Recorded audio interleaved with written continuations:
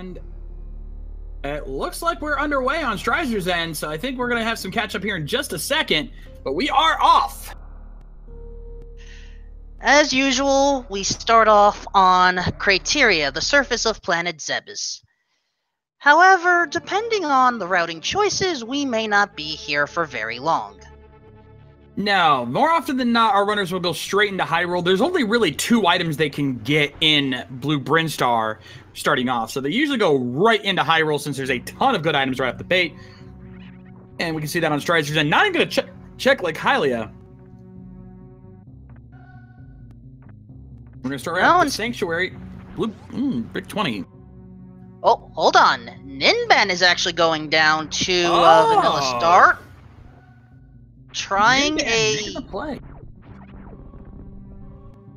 what looked like a moonwalk approach. Don't think it worked the way he intended. I forget the name of the strat, but I believe there is a specific strat, a trick you can use to get down that path very quickly using the moonwalk. So, not a bad idea. But meanwhile, we see on Strizer's end, he's setting up for Houlihan Room. Given how money is a lot more randomly placed here in this combo randomizer, it's a lot less surprising to see runners do the Houlihan trick to get some early cash for Kakariko, and of course, possibly save up some early Zora money. So we're seeing that here on Strizer's end. Let's see what Ninban finds over. Wow! Vanilla Morph Ball by Ninban! Well, that paid off. Yeah. That was a gamble by Ninban, and it just paid off huge, opening up a good chunk of Super Metroid. Yep. E-Tank in Link's house, and just 20 rupees at the start area, but we have access to 1 guaranteed item further in, and maybe, if these enemies will cooperate, 50 rupees up there. Not much going on here on this end. Now, this doesn't open up too much on its own, but if he gets something like, if he gets a single power bomb pack, he will be ready to open up Super Metroid wide. So that is a huge play for Ninban right there. Speaking of huge, look what the bush crab is dropping. I see bombs. Hell. Yeah, indeed. Some early bombs there. That's going to save him some money there on Strizer's end. Going to give us a lumberjack check here. Let's see what we've got here. Will we have an Agaseed? Nope, just a missile pack. Nobody's touching that.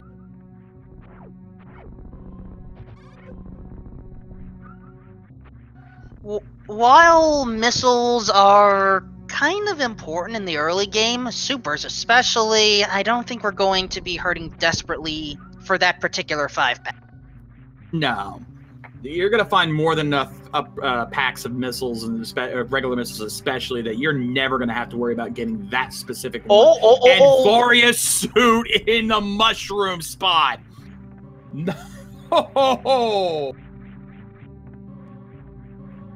Well, the Super Metroid site is loading up nicely.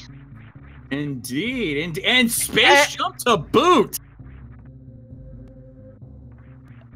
Well, looks like...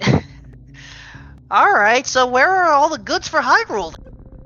That's a very good question, but my god, this seed is starting off very strong for Super Metroid. Morph Ball in Blue Brin, Space Jump and Varia in the Lost Woods. I'm scared to see what we're going to find in Kakariko. I may have to make a certain call soon if this comes up. Well, let's not pick up the phone just yet. We do have Blind's Hut here. That's true. Got 5 items in here. We've got 4 in the front and 1 in the back with a bomb. Let's see what he finds in here as Ninban now going to make his way into Hyrule now. We're going to find all the spots that Strizer's already checked. We've got blueberries. More blueberry. Oh, man, we got a lot of bombs here in Blind's Hut. Heart container. And super missile pack. Not bad. Can use some early supers. Got a missile pack on Lake Hylia Island, so that's not going to be bothered with. And a piece of heart in the back of Blind's Hut.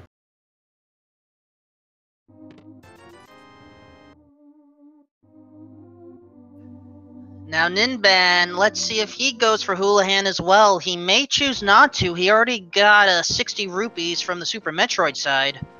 No, he's going for doing it. Houlihan. All right, so how about... Sorry. Sorry, we keep talking over each other here. In the well, oh, there's our power bombs we were looking for. In the back of the well, we find an E-Tank. Always good to have some early health. And we have 5-arrow upgrade. Hookshot, there we go. And another 5-arrow upgrade. So early hookshot, not a bad... Yeah, plus the power bombs will at least give us some ammunition for the walls. There's the red boomerang on the bottle vent. Indeed. Now we're going to check out the chicken shack. Oh, got a map check. Looks like green pendant at Eastern, blue pendant at Hera, crystal at Desert. And there was a shield in the chicken hut. About to investigate the back of the tavern now. And there's our sword. Always good to have a sword before you leave town. Speaking of leaving town, Ninban's already going off to Sahasrara. Interesting play here. He's making a lot of very small gambles here. They're not big, like they're not unreasonable, but definitely some interesting gambles. We got powder on the library. That's not a good feeling. No, definitely not. Let's see what we have in the back of Sahasrara's closet. We got a missile pack, another missile pack, and a piece of heart. And we also found a power bomb pack on the race game. Strizer says.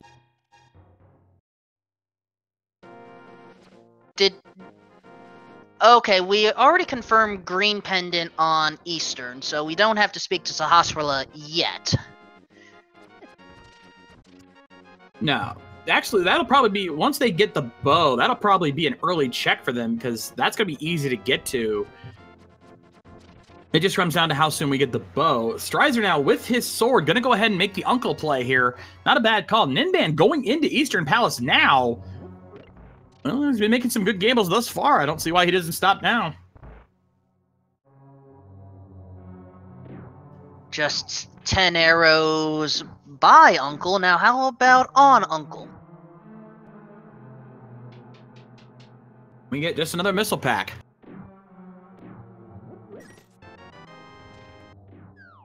First item in Eastern is the map. Not what we're looking for. There are 3 actual proper items that we're looking for that don't include keys, maps, compasses, or big keys. So we just have to hope to find them before we are bowlocked. Indeed, that is the goal there. Strizer now going to begin his run in the escape proper. And SP Shykros, super bombs were found in the well, I believe. And while I was answering that, I missed what was picked up there. Let me double check that here real quick. And just an E-Tank. Oh, and gravity suit in escape. We are not even 10 minutes in, and we already have both suits for Super Metroid. Yeah, I think I can call it. What is going on with this scene? I don't fully know yet. Also, that is the second item in Eastern Palace, 10 arrows. Telepathic tile we are ignoring. This is technically based off of version 29, so we don't have the hints. Indeed, piece of heart there in the back, in the lower end of escape there. So that's 3 of the items we can find there. We still got to fill out 3 more left.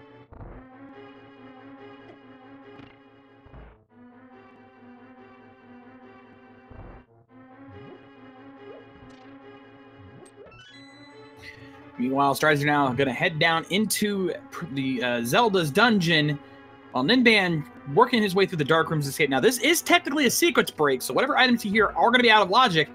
But given how easy it is to do these dark rooms, very few runners don't do this. And 300 rupees in the back in Zelda's treasure chest. Well, that will help in case we have to visit King Zora, though hopefully we don't. Alright, Ninban, still on 3 hearts, has to go for this the vanilla way. Has to watch out for that Igor. Wait, does Ninban have the sword? No, Never he mind. doesn't. No, he does not.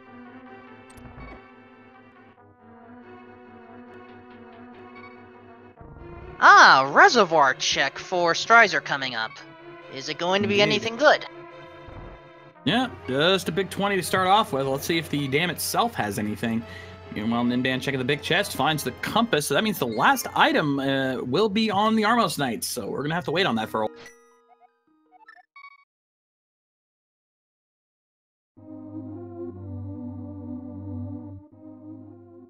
Alright, reservoir is drained. What was underneath? Just a big 20. So from there, Strizer's going to head over to the mini Moldorm Cave. 5 items there. It's one of those hot spots where you're almost likely to find something. Especially...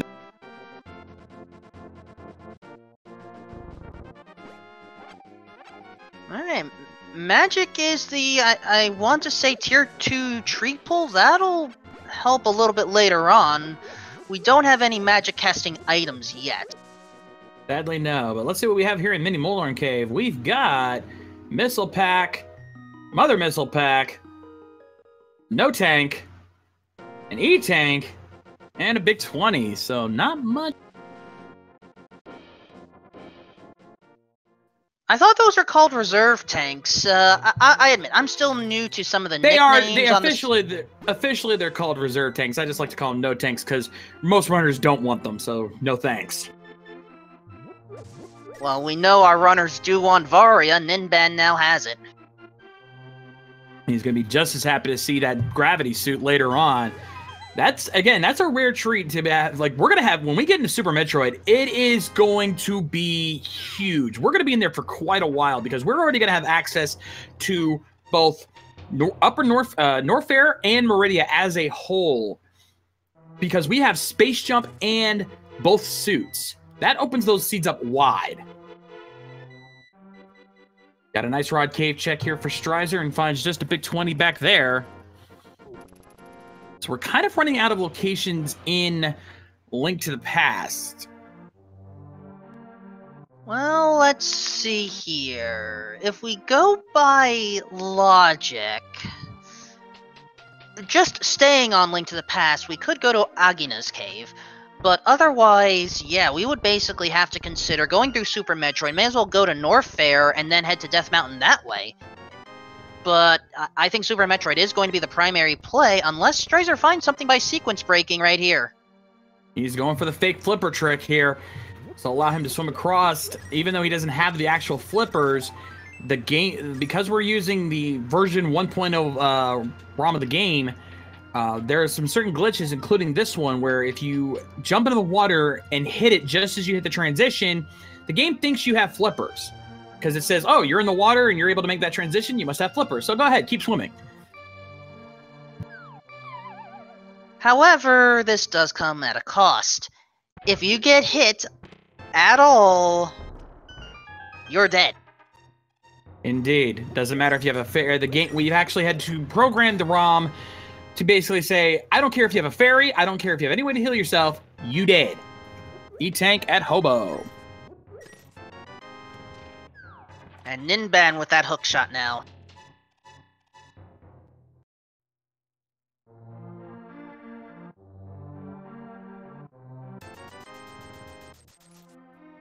Strizer now getting his map check out of the way. I think he's deciding whether or not he wants to what he wants to do, and I think he's going to head back to Super Metroid.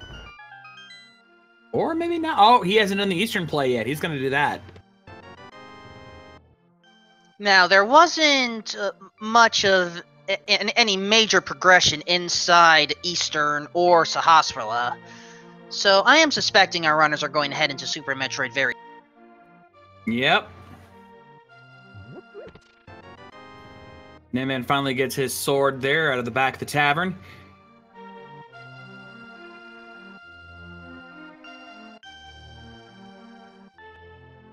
And No, I suspect that it's because they're both running the same routes right now. I suspect they'll both probably converge going into Super Metroid around the same time, because there won't be much left to do.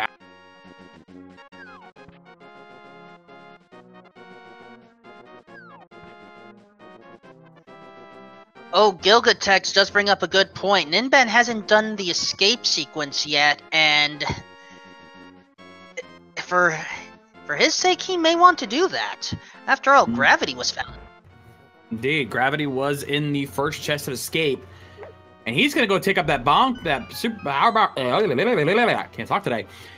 Ninban gonna go pick up his power bomb pack here from the race game. He knows he needs those power bombs since we don't have morph ball bombs just yet, so I'll probably look into that for later. Interestingly enough, there were power bombs in the well. I guess he just wants the extra safeties. Always good to have more. Power bombs can be a very critical resource in Super Metroid if you don't have morph ball bombs. There's a lot of places where you need to use regular bombs, but if all you have are power bombs, you gotta waste those. So, always good to stock up. That, and if we do want to pull off the recovery technique known as the Crystal Flash, we need 3 power bomb packs minimum. Indeed, yeah. For those who don't know, the Crystal Flash is the ultimate healing technique. Heals up pretty much all your health, but it costs 10 missiles, 10 supers, and technically 11 power bombs, since you have to use a power bomb and then it costs you 10 more. Then I think you basically have to hold the shoulder buttons and down while you place that power bomb and hope you don't get disturbed while you are using the power bomb.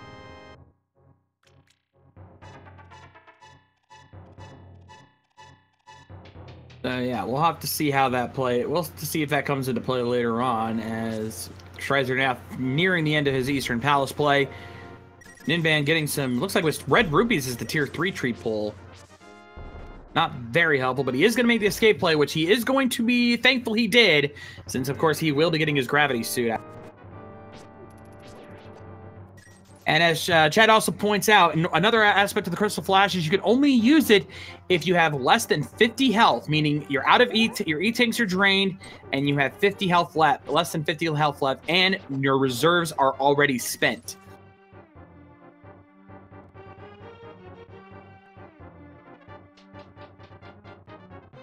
Alright, Ninban is about to be very happy. Strizer, maybe not so much once he finds out that that big key won't help him get to the end quite yet. Yeah. Also, yeah, I'm looking at I've got my own tracker up aside from the stream tracker, and I have a map tracker that lets me know what locations are available. Yeah, basically right now, the entire the entire game of Super Metroid is relatively open. Every area of Super Metroid is available for access right now. We are like those 3 items, the space jump and both the suits, pretty much open everything. That is how crazy this just got. Yeah, all we need is a speed booster, really. Yeah, pretty much.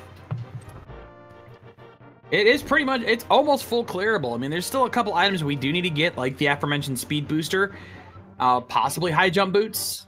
You know, well, but space jump, even that's pretty much irrelevant at this point. But yeah, there's a lot of places available to them. So I guarantee you, once we get into Super Metroid, we're going to be there for quite a while.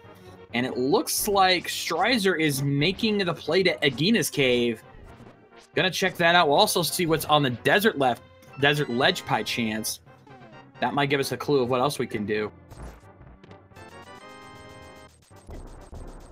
But first, intentional death on Ninban's side. Gotta get that death warp a lot easier and a lot faster.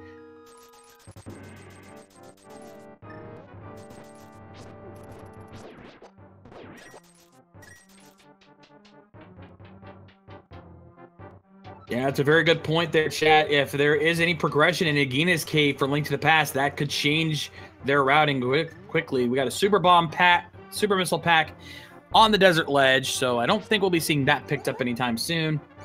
Again, maybe if they really need super missiles, but odds are good they'll find more than enough along the way. But let us see what is in Agina's Cave. This could be a big play here. Let's see. Fortunately, our runners do have the bombs necessary to break it open. And so all we have to do is open the chest, and we find the red shield. Just a red shield. Not very much progression there. Not even really that helpful. Most prolific Link to the Past runners never even need any shield. So he's going to hard reset here, which is going to give him access to Link, put him right back to Super Metroid. And you can see right away, 25 missiles, 5 supers, 5 power bombs, both suits and space jump. Plus, look how much energy he's already got. 5 E-tanks going in. He's going to be good for a while.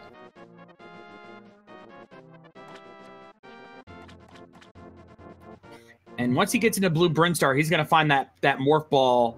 He knows it's there. He has to know it's there because he's checked everything that he can logistically check in Link to the Past without going at least some way into Super Metroid. So he knows that Morph Ball is waiting. Or it could technically be, yeah, I mean, I was wondering if there were other items it could have been if we didn't know, but yeah, Morph Ball would be extremely likely.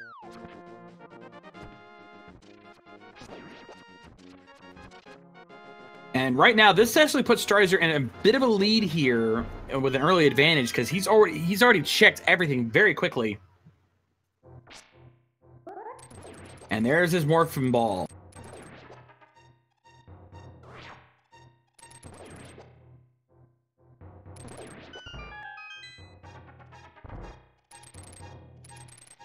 And now, Strizer will be plenty rich should he choose.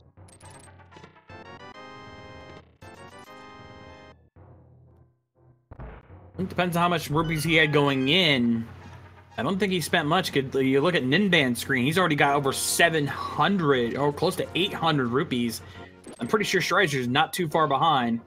He's not going to pick up the 50. That's not really all that helpful at this point, but he's going to head up, and he's going to head up to Billy May's room.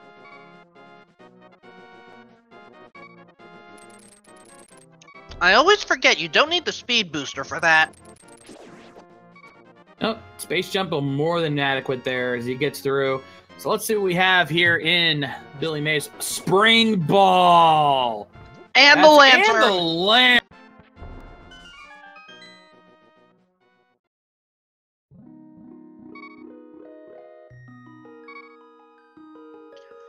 Well, I think we can safely say that was a good find overall. Indeed. 2 very helpful items there. Spring Ball, a little helpful. It'll definitely save him some power bombs when having to do Morph Ball jumping. But that lamp, that is huge progression there for Link to the Past. Because that gives him Death Mountain. Actually, no, it doesn't because he doesn't have a... But it gives him access to Old Man. Yeah, you can go to Norfair and go that way. So it does give him Death Mountain access logistically, including Old Man. Plus, he's halfway to completing Eastern Palace and a couple other places. He's got a fire source from when he gets access to Desert. The lamp is surprisingly a very helpful item. We're also going to check Old Mother Brain here and finds just a missile pack.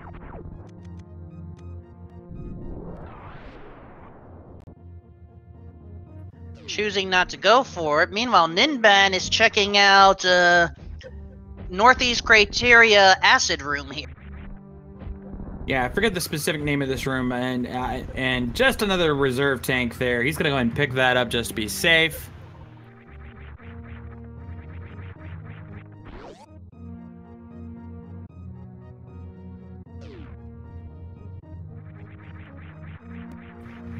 With that Morph Ball, Strizer is going to check out a couple other rooms here on... We're going to head to... Omega Missiles, I believe this is what this room is, and oh, Ninban doing an early Gauntlet run. This could be.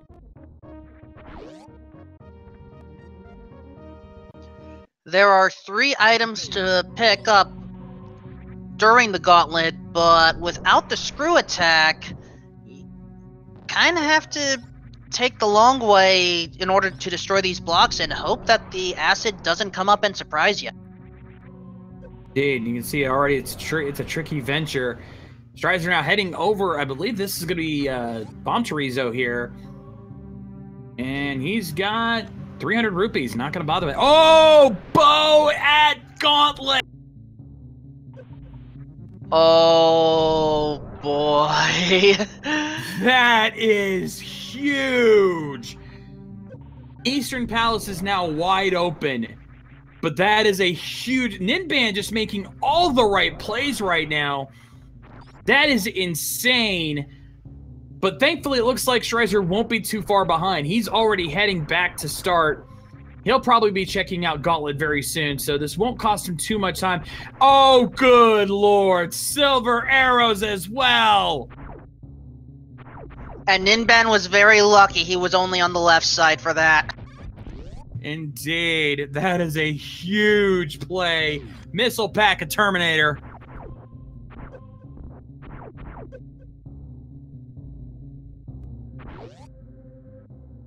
Luck is definitely on Ninban's side right now, finding both of those big items. Silver Arrow's not a required item, but oh, is it so helpful.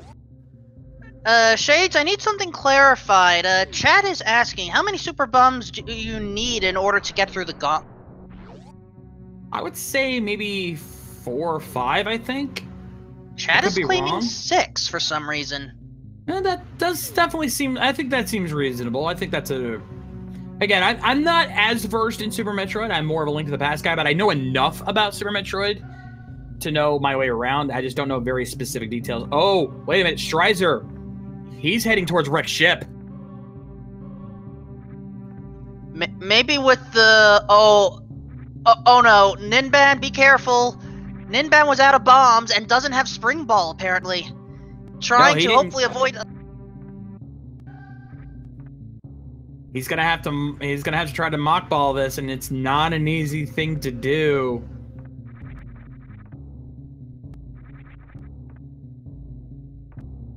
Oh, this could be trouble for Ninban here. He cannot get through. He's no power bombs. He has to be able to morph ball into the hole. This is very... Yep, he's going to have to reset. That's going to cost him a little bit of time. He's going to have to redo the gauntlet. We find a heart piece in early wreck ship.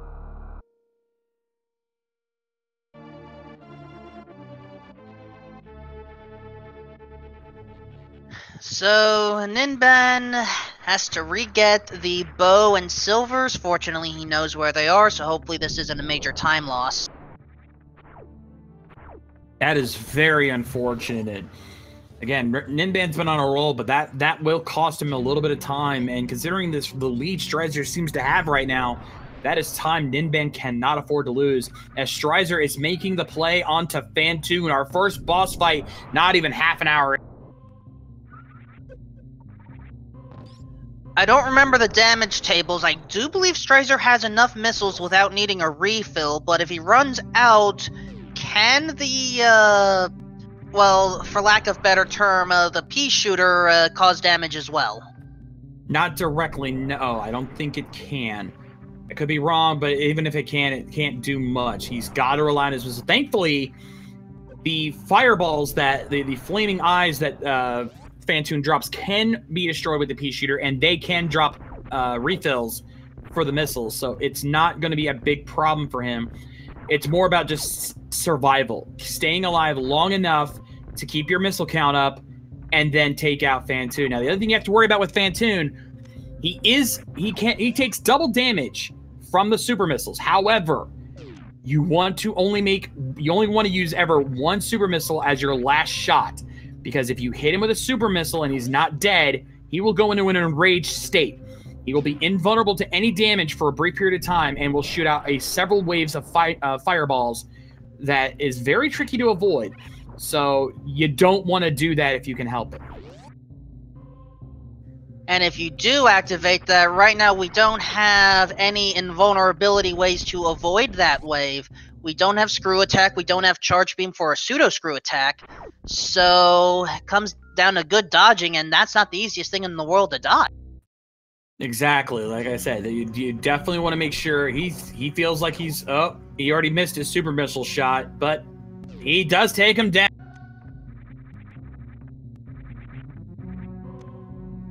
With Phantoon taken out, the rest of the wrecked ship is now open for business. And fortunately, he still has one power bomb in order to get out. Indeed, and he's not going to make that mistake again. Ninban going to save real quick. Ninban going to learn from his mistakes from before. He's going to save now that he's got everything. This way he will not lose his weapons again. As Strizer now begins his run proper into the fully powered Rex. I think Ninban is going to take out Phantoon as well. Note the direction. Indeed. Not a bad call to make there. Again, there's quite a few items in Rex ship, but it's a very open area. It's a very small area. And you never know what's here. Big 20 there for Strizer. Not what he was looking for.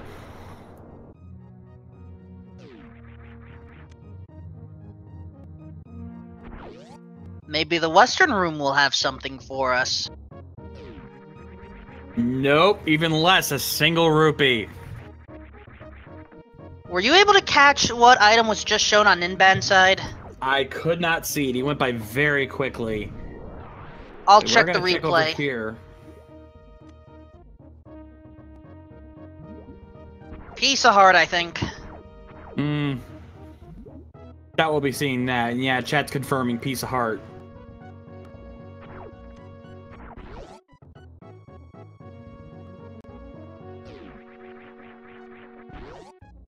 But Ninban is retreating right now. Going to descend the Red Tower? Yep, he's going to Red Tower. And a power bomb pack for Strizer. Certainly won't turn that down.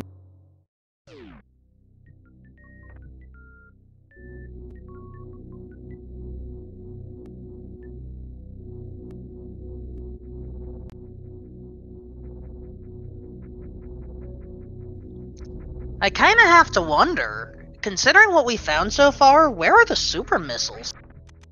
We haven't seen many of them, have we? We've seen one pack out of reach, and we were able to grab the other.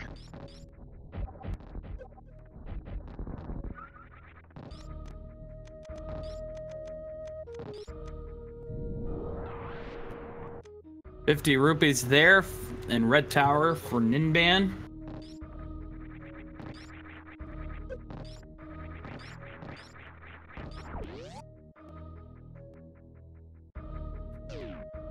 Alright, Strider gonna clear out all these enemies. The trick to this room here, you clear out all the enemies and then you open the doors, all of them, or at least the two on the left and right.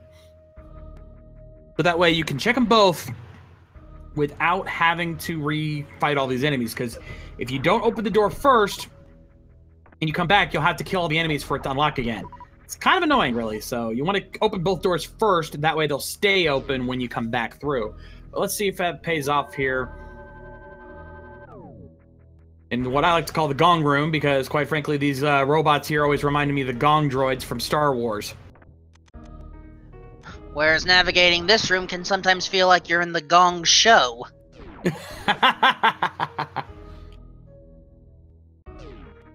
Ninban heading to the OG Power Bomb Room.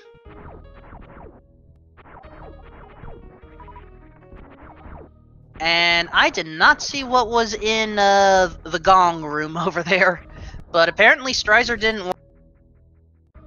Yeah, I don't think there was anything of importance there. And what does Ninban find here? Just a big 20. But there's more on the other side. And it's... Ooh, yes, yes, yes! Cane of Brian! And half magic is in the back of the bowling alley. Oof.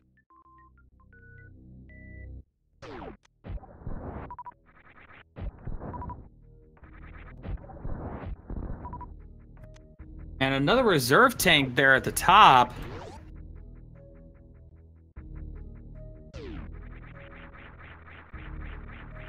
We've already found 3 of the 4 reserve tanks. Wow.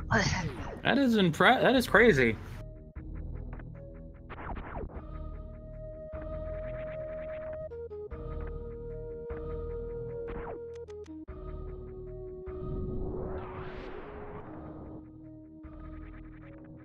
Alright, Ninban going to check No, not going to check out the X-ray room. Unless I was mixing up where that was located. You're close. Yeah, that's up there. Yeah, that's X-ray room up there. Oh, you wanted to heal up real quick. You're gonna want a good amount of health going in there.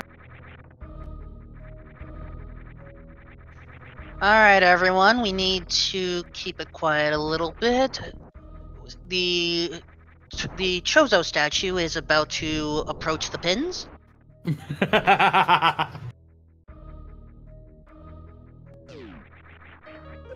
Just look at that form. Concentrating, making the approach.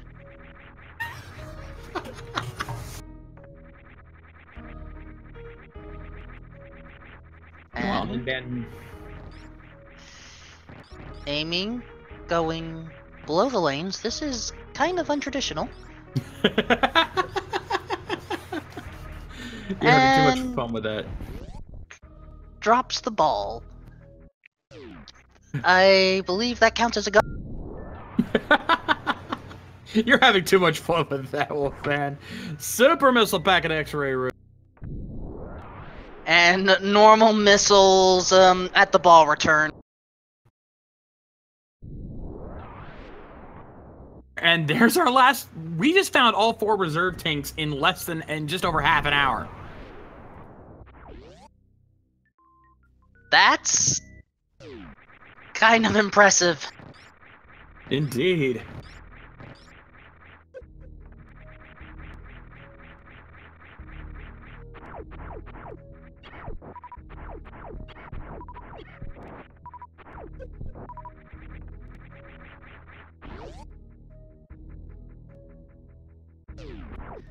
Alright, so now Strizer making his play into Red Tower as Ninban finishing up in that area pretty much. Gonna be heading down into Kraid's lair. May make a stop into Norfair, but also may stop over and take out the big ugly. Well, hopefully Ninban remembers to stop by Spazer. He does. He's going up there. You don't forget Spazer. Not with how often that place pays out. You wouldn't think that such a one-off room would have something important there, but I've seen it happen so many times. Let's see. This time, never mind. Just a 5-bomb upgrade.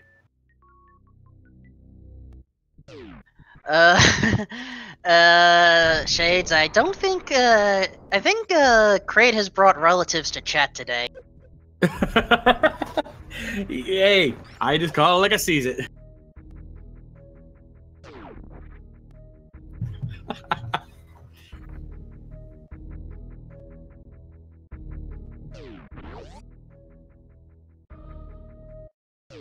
And, well, we are going to pay a visit to the, what is the official species name of, Kraid again? I honestly have no clue. I've only heard of one particular name, but I don't know if that was an official name or just from fan fiction, so I don't know if I can...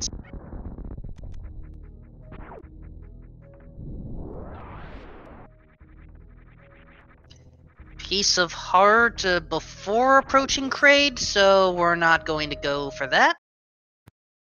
Nope, but he is gonna go take on the big beast now. I stopped taking out the mini Kraid there. As Strizer now heading back to start, oh, he's making his gauntlet play. He's gonna be very happy with what he's about to find.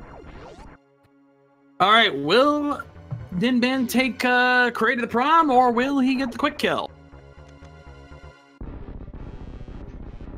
Well, let's see. We have appropriate mood lighting. It's dark. There's not a star in the sky.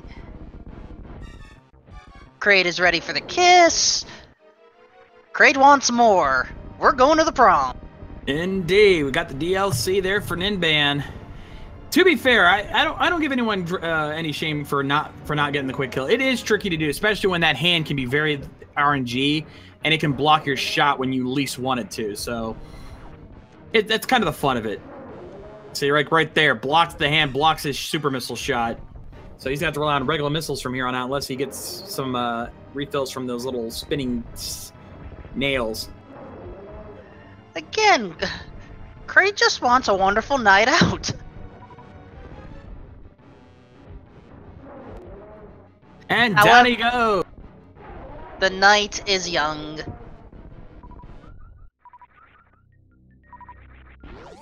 So what was the parting gift? 10 arrows. 10 arrows.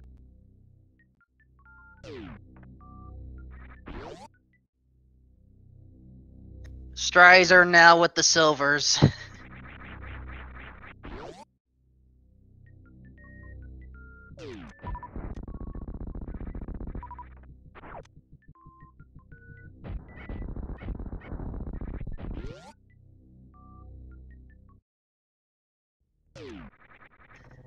Now, one more item left in Kraid's portion of Brinstar here. We can only get it by defeating Kraid, so what is going to be caught here? Okay, I could go to these little bugs here first and get the missile pack for his trouble.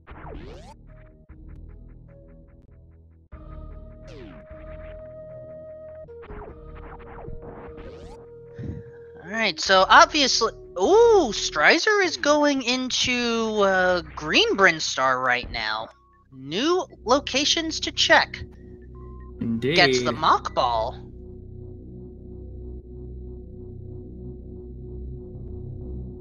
Bombs there. 50 rupees and Heart Container.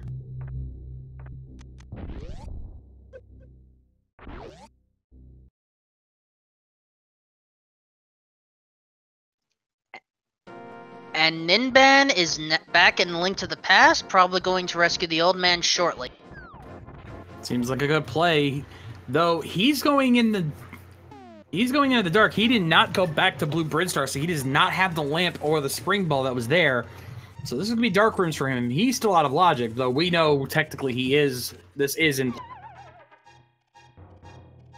Well, this isn't a bad area as long as you remember where the holes are. Fortunately, Magic Boomerang out to hopefully locate where he is. Strider checking out the near the Etikun room, only finding a heart container and a missile pack. Let's see if the Etikuns themselves have anything of.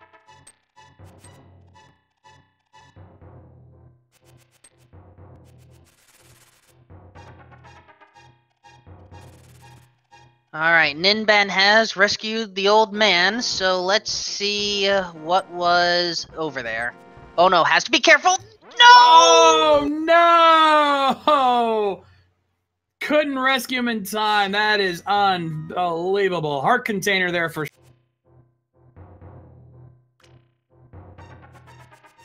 And what room did Ninban spawn in on that death? I think he started back up in the mountain, so I think he's... Yeah, I think he started out at the entrance there, so I think he'll be fine.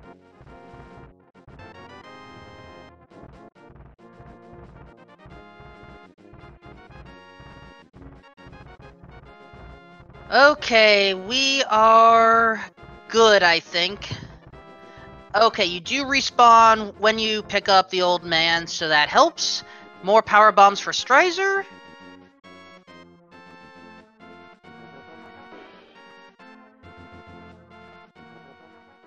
Spectacle Rock with missiles, and everyone's going too fast. I'm missing the items. I have know, to go they're back. coming in like crazy.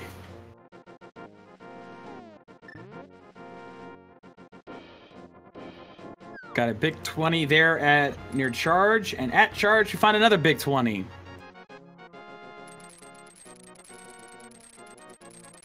And Spectacle Rock had nothing of importance.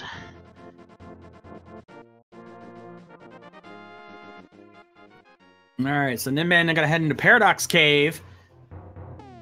Probably one of the biggest hotspots for items. You've got 8 items on East Death Mountain. You've got 7 here in Paradox Cave, and you've got 1 more in Spiral Cave. Let's see if any one of those pays off for him here.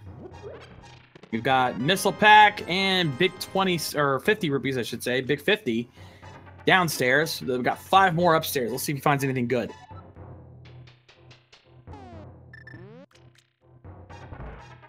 Strizer, in the meantime, is filling up on ammo. Think he's good. So what is in the Spore Spawn room? Just a heart container.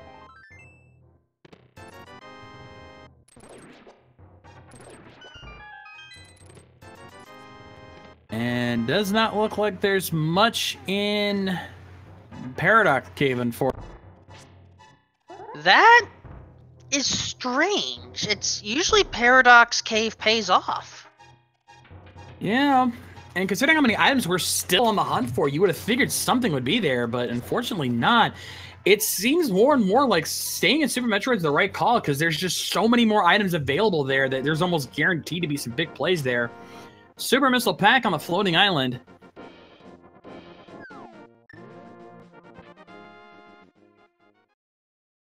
Alright, Ninban is going through a spiral cave without the boots, while Strizer is going to attempt to go backwards through this gate without needing the wave beam. Yep, going for the gate glitch there. It looks like he got it. Nicely done. And just gets a Missile Pack for his troubles. And oh my! Moon Pearl and Spiral Cave!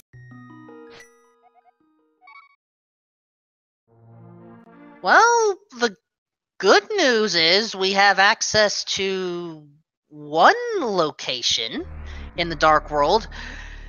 Feel like making the trip to Meridia and going to Misery Mire that way? Or at least the shed? Exactly, yeah. That's the only thing we can really access right now. Meanwhile, Strider heading up through Green Hill Zone back into Blue Brinstar.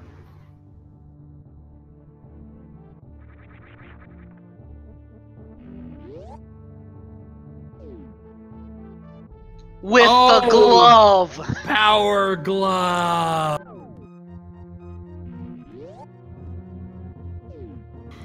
That means that with the Moon Pearl now known where its location is, oh, and Quake over in Green Hill Zone, we are just a glove or a hammer away from Dark World access. The traditional type of Dark World access, at least.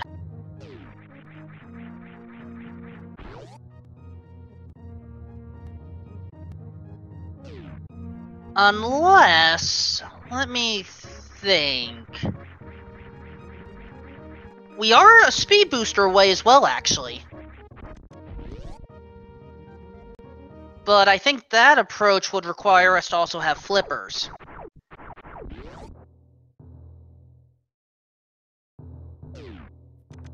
Believe so.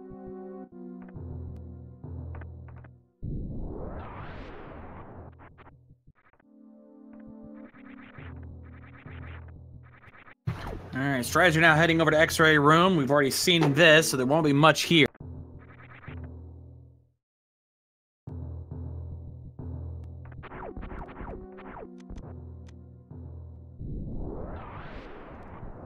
So, at this point, it's either Meridia, Norfair. There was nothing of importance in wrecked ship. Did anyone get the item in the submerged area pre-wrecked ship? I believe so. I believe it was just a heart piece down there. I know I saw a heart piece up there, but... Okay. And yes, chat is correct. We can finish off Eastern. We can finish off the escape. We can go to King Zora now.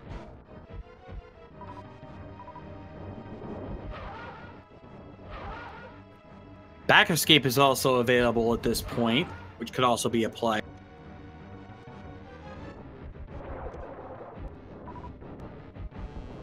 Though I do agree, if you're gonna make a big play and not just go for a one-off location, I think Norfair or Meridia is your best bet.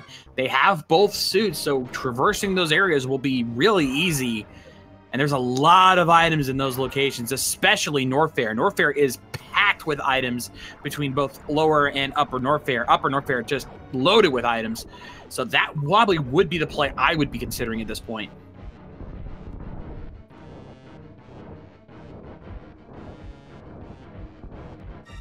And it looks like Strizer's going to Meridia.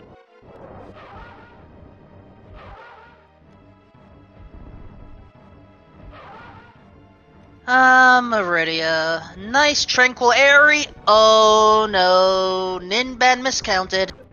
Yep, there's that enraged state I was talking about earlier. We've got a piece of heart starting up there at the Shine Spark spot.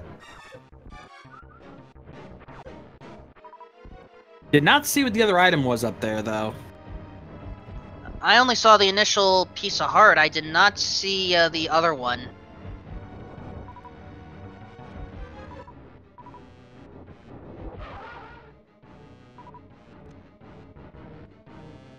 Oh, they're saying missile pack. Thank you again, chat. Indeed, we're gonna see Mama Turtle up here, heart piece at the top. And on the wall, hidden wall. Oh, das Boots! What are those? That's an evil location, if you ask me. It definitely is.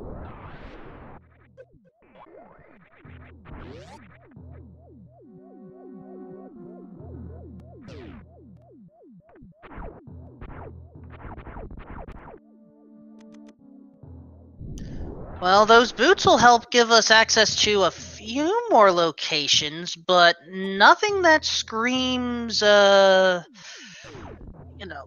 link to the past progression unless there's something lucky on Bonk Rocks or Powder. Ooh, blue mail there for Strizer over in Yellow Meridia Fake Wall. He's gonna head over to Waterway.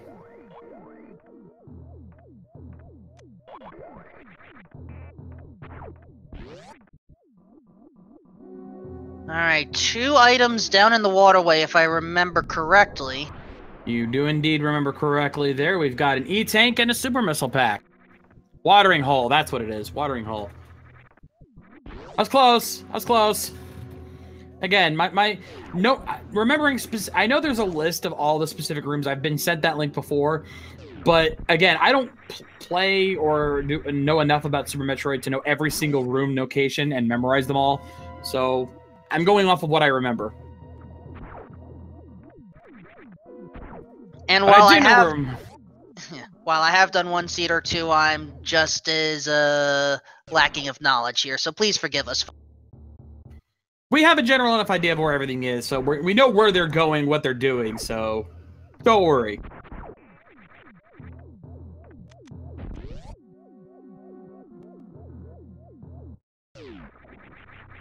Strizer now in what I consider the lab portion of Meridia.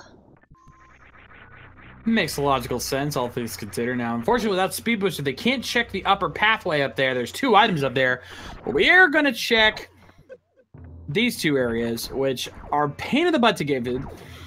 And that's why he took that safety save a minute ago. What he's going to do here is going to check one side. And if there's nothing good here, he's going to reset and check the other side. We've seen E-Tank and a heart piece there.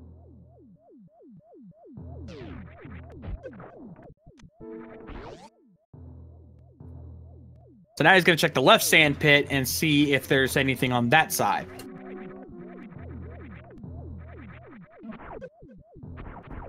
And you do want to check these sand pits. I have so many times have seen items in either of these sand pits that just you forget about, you don't think of going for, and they just cost you big.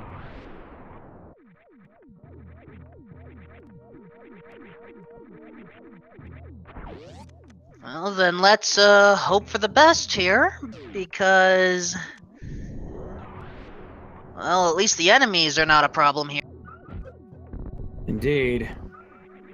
And thankfully, with Gravity Suit and Space Jump, getting through here is not a problem. Titans Mitts! Oh, that is a huge play there.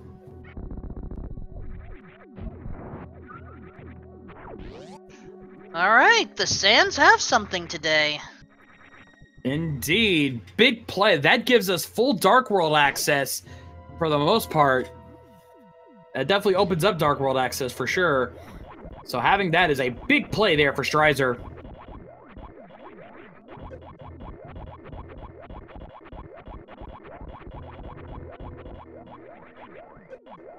Of course, it takes a little bit to get back up there once you go down the quicksand, but... Well, already we have folks in chat claiming that we're not going to have to worry about Shakatul right now. Yeah. And that's pretty much it for Meridia. There's really not much else they can do in Meridia outside of that. So we're going to be heading back into Brinstar, and it looks like Strizer will be making his Kraid run.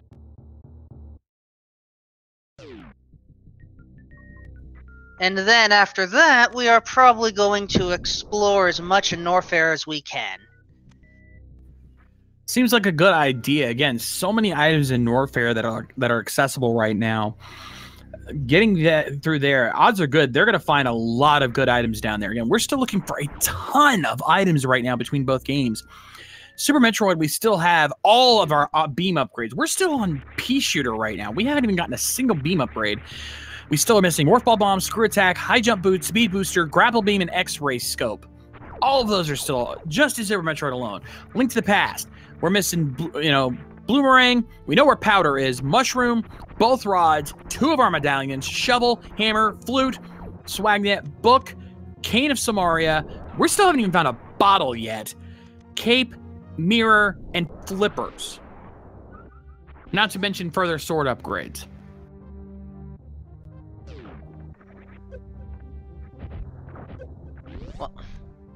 Alright, and it looks like Kraid is two-timing, taking a second person to the prom? It looks like. How does that work? Indeed. Kraid being a play up in here. So, Strizer with a lot better of a super missile count. In fact, he's got more super missiles than regular missiles, so very quick fight there. Nicely. And now Ninban on the approach.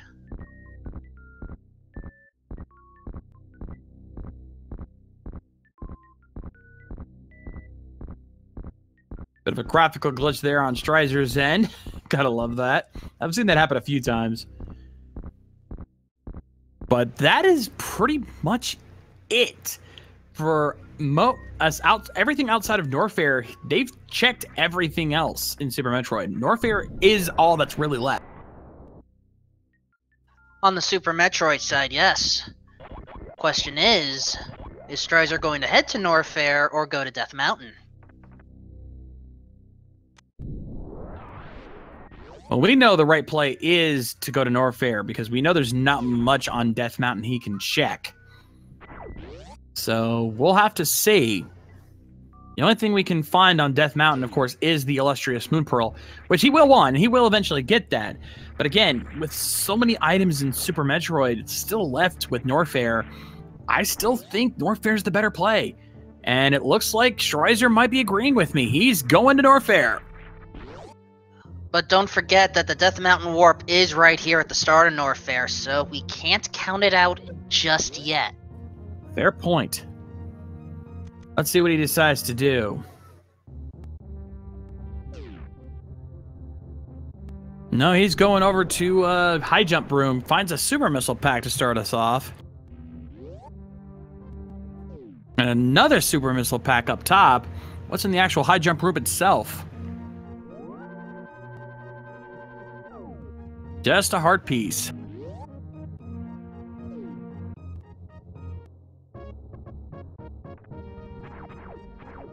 Still, we're not going to argue with additional supers here, are we? They still need quite a few, especially since we still haven't found the charge beam yet. You know, unless you get charge plasma, having a good chunk of super missiles is not a bad idea. Because you need at least, I believe it's 30 super missiles in order to get through Mother Brain. Got a missile pack there beyond Super Missile Gate. And where is Strizer going? Ah, he's going over to Ice Beam Room.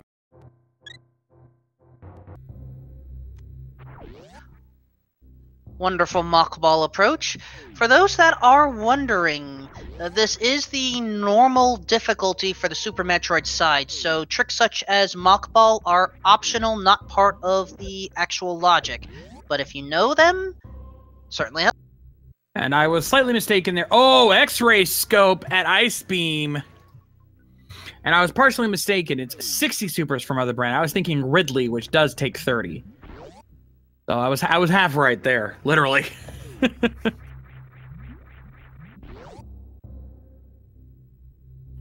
That being said, getting all those supers is helpful. It looks like Ninban now got to finally start converging with Strizer. Now he's making the Norfair play. Alright, time to hope that there's not an important item in the long fall. Blue bottle at Crumble Tower. Thankfully, he's got that space jumper, so that helps out. We've got our first bottle at last, 1 hour in.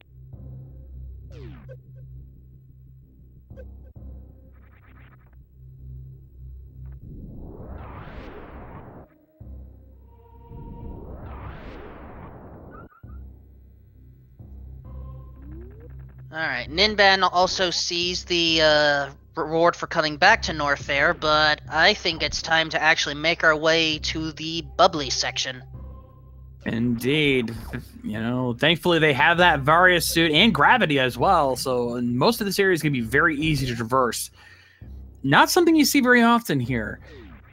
And in normal mode, thankfully Hellrones are not in logic, so they don't have to worry about that. Let's see what we've got here. Ooh, some extra health. We'll take that. Nice find in the lava room there. We work our way towards Bubble Mountain.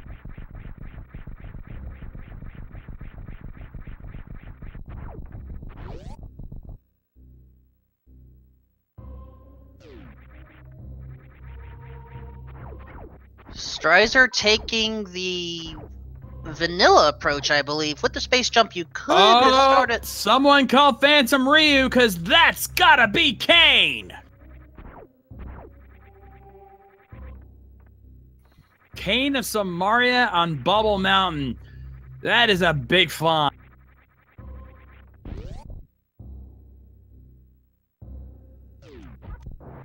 $20 rupees on the westernmost part, but we still have 2 more items to go.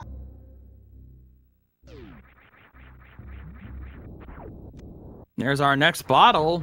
And flippers. What did I say, Wolfman? Norfair was the play. I have been proven correct. That you have.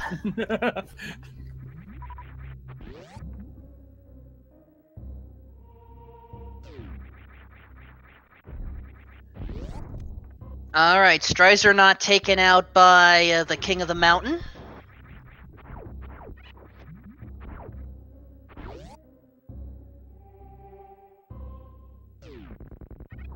Yeah, gonna head down over to Speed Booster Room. There's 2 items here, one in front of the door and one inside the actual Speed Booster Room itself. Either one of those could be good items. Let's see. We've got a 5-bomb upgrade up top. Not quite what we're looking for there, but in the room itself, another power bomb pack.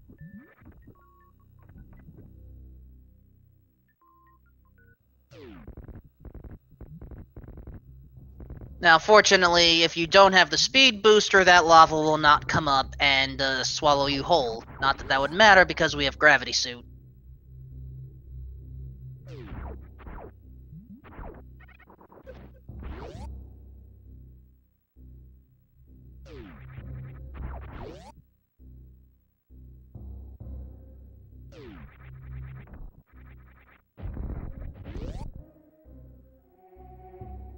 And because there's some minor identity confusion, it's probably a good idea to take care of a roll call as we find a Bloomerang pre-wave beam room here. I am Wolfman2000. I am joined by the Shades. Our runners are Ninban and strizer86. They are giving an excellent race right now, so please give them a follow if you haven't already. Indeed. Now, Strizer's the one that has the Titans.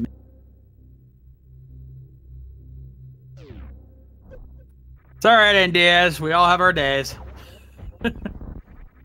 Lord knows I was due to make sure everyone was thanked properly, which also reminds me, thank our tracker Falcon Can for helping keep our records straight. Indeed, indeed.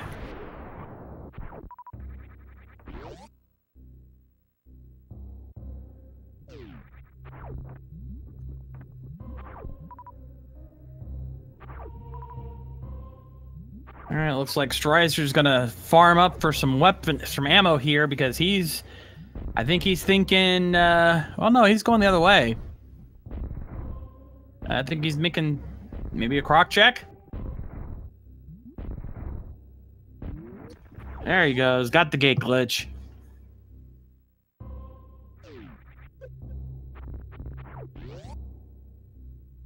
And it's croc time. Oh, no, not yet, not yet.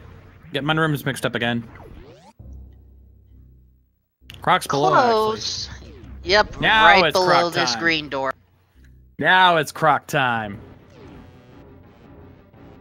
Looking at my map wrong is what I'm doing. I knew that's where he was going, though. Now, unfortunately, we don't have charged plasma, which would be the perfect way to finish this guy off. But he's got enough missiles and supers to pull this.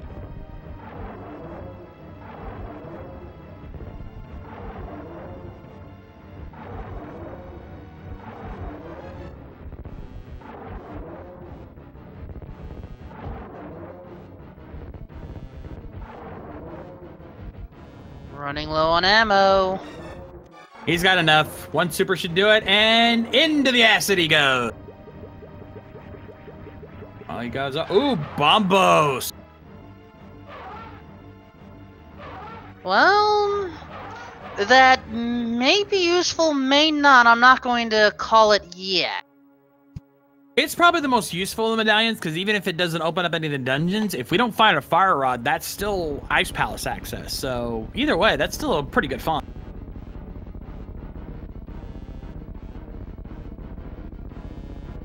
That is true.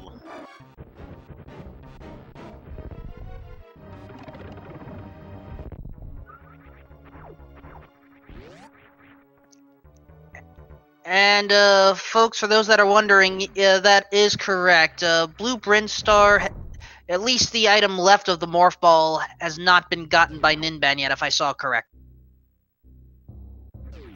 Which is a problem, because that lamp is hiding up there, as well as a spring ball. It's been giving Strizer a slight lead here, being able to traverse through areas a little bit easier than Ninban has been able. Right, the Billy Mays room, thank you. Mm-hmm.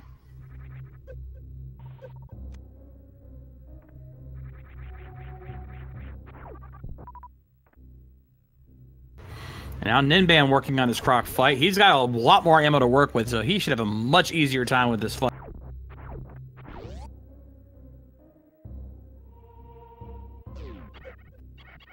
Now we're going to head over to Indiana Jones here. Gonna rely on a space jump to carry him up. Gonna go to the right side, or left side first.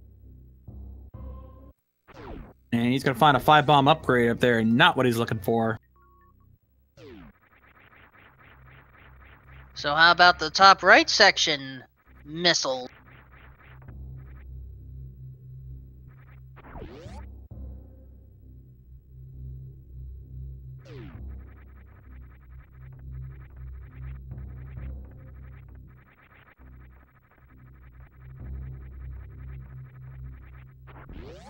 Alright, Croc goes down for Ninban. And for Strizer, good time to recharge.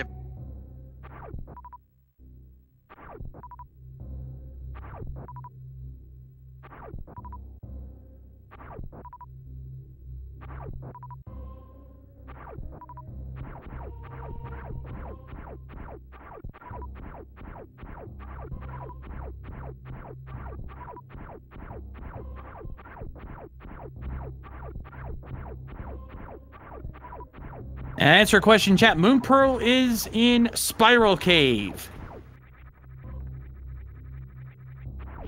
Which means, well, if Strizer wants to be comfortable with Dark World access on the Link to the Past side, he's going to have to go back. But at the same time, he may just want to take out Ridley with what he has right now. Well, maybe with a few more supers. Yeah, because he's pretty much cleared all of Upper Norfair. I think there's only like 1 or 2 items left he hasn't grabbed yet, but most everything else he's got.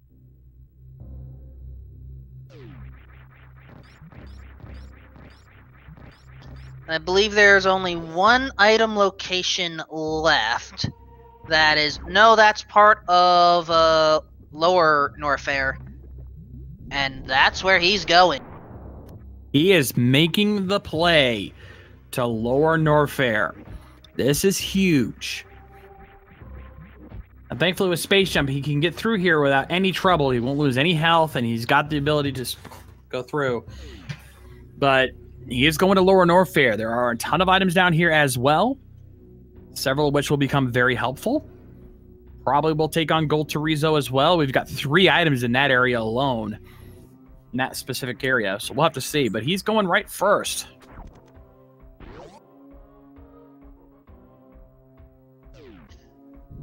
Does he want the Mickey Mouse room or no? He's going to the screw attack room if he can get through this one-way gate. First try. Nicely done.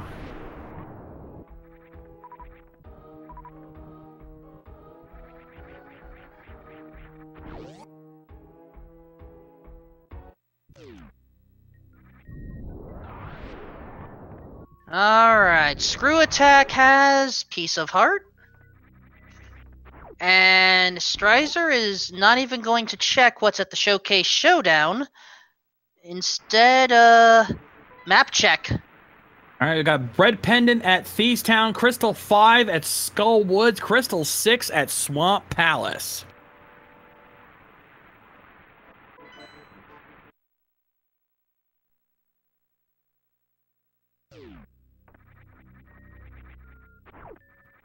And he's not, yeah, he's still not gonna check Gold Chorizo. Interesting. Oh, medallion check for Mire. What was that? Don't know. Let me see if I can check that on the restream. He looked at it very quickly. Ether. The one medallion they don't have yet. And since it is a crystal, oh boy.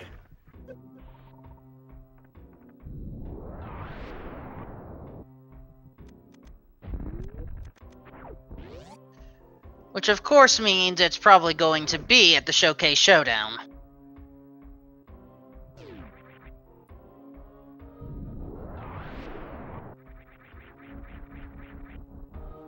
Now, Ninban is not going to Lower Norfair. He is actually taking the normal exit route. Well, considering his item setup here, he's probably thinking that Dark World is a better play for him, which in a way it is, though he's still got a few other places left in Upper Norfair to check.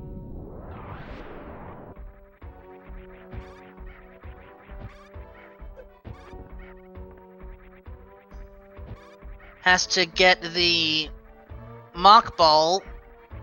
Ooh, just... Strizer, for some reason, he's trying to wall jump up here when he's got space jump. That gold pirate is giving him a little bit of trouble.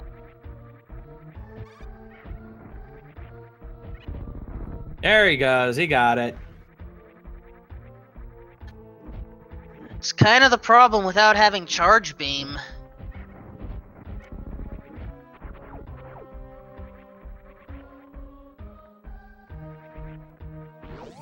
Okay, Strizer's about to check out the Mickey Mouse room, I believe. Mm-hmm. And just a missile pack.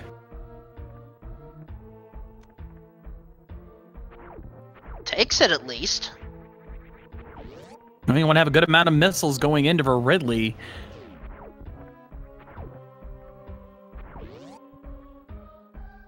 If I'm not mistaken, he's got one last item he can check before getting to Ridley, as he's here in the amphitheater. And there are a few items he could get depending on which direction he goes as Ninban picks up the X-ray scope.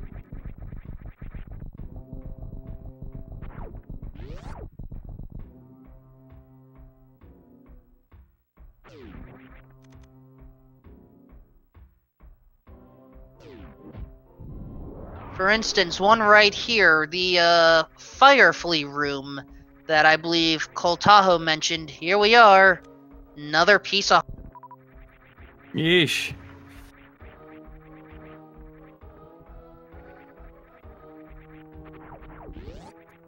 But he's gonna go back because, of course, his objective is to take on the dragon.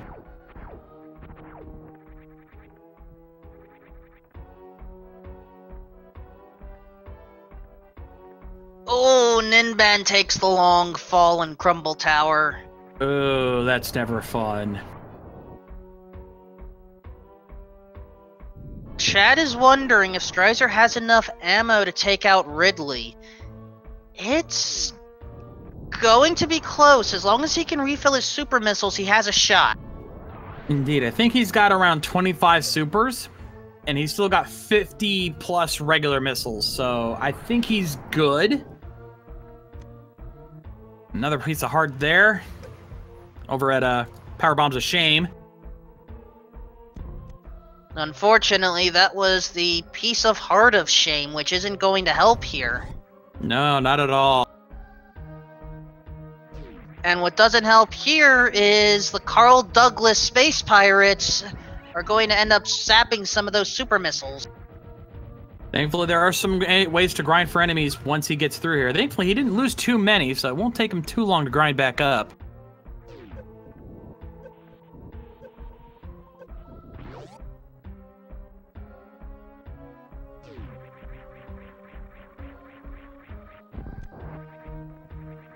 Alright, has the self-awareness, time to recharge. This will be a little tricky without a grapple beam to collect a lot of items, so he's going to have to be very careful how he kills these enemies.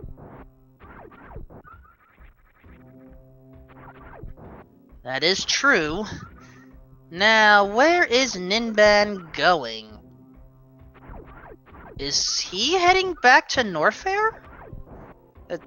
He may decide to take out Ridley right now. Certainly has more of the ammunition, but I don't recall any runner having 6 or more super packs.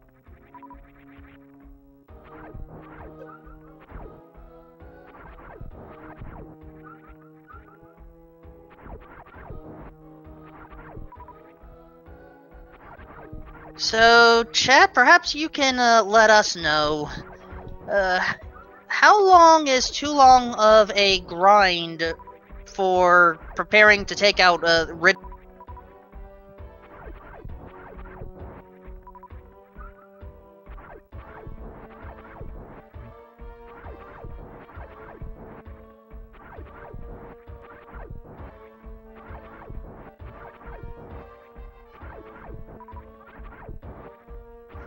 I was watching television. Sorry. There's really not much we can comment on. We're just watching Strizer grind while Ninban going through areas we've already... Alright, he's maxing out 25 supers going into Ridley.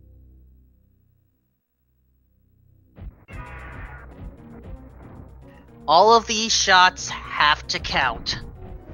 I don't remember the exact damage formula for regular missiles compared to supers, but missing one super is critical. It's definitely never did, but thankfully he got most of his shots off pretty good, so I think he's got enough ammo to make this work. He's been doing really good avoiding damage. He's taken very few hits so far. He may have this.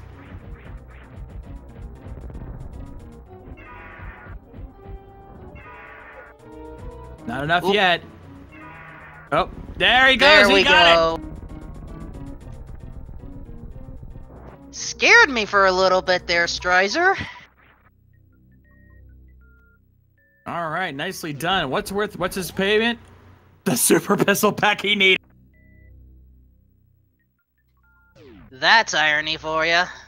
Indeed. But still, credit to him, as the chat is agreeing, masterful Ridley fight. That was insane. It's rare to see a Ridley fight go that good. Because Ridley is a pain in the butt, to say the...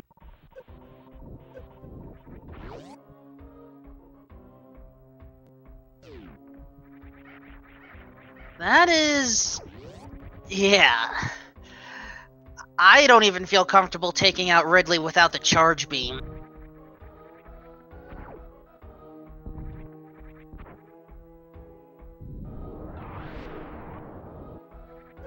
So I kind of have to wonder, where is that charge beam going to be? If I recall enough of the combo logic, I don't think charge beam can ever be found inside Ganon's tower. But that still leaves a lot of potential locations available. Yeah, I think any, like, hard lock progression items cannot be in Ganon's tower. I believe that was the rule that I've heard about. But anything that is not hard lock progression can be. So a lot of the other beam upgrades can be in Ganon's tower. I don't know for sure if charge is considered that. We're in normal logic, so I would like to believe charge beam is a hard requirement. I may be mistaken, though.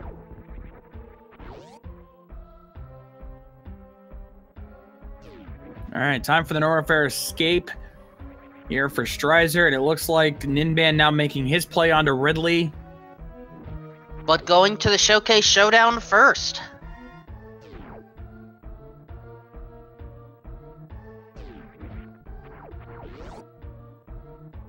Alright, not much early on here for Strizer on the Norfair escape. And yeah, it looks like Ninban is going to open up. This is where Space Jumper is required. This Chozo statue will not lower the acid unless you have Space Jump. Super Missile Pack there for Strizer.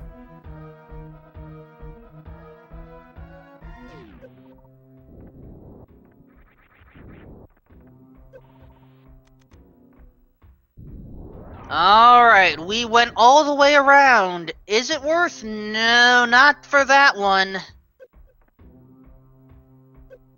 How about Golden Torizo's vault up above? Well, we gotta take out the bird here first. Find out.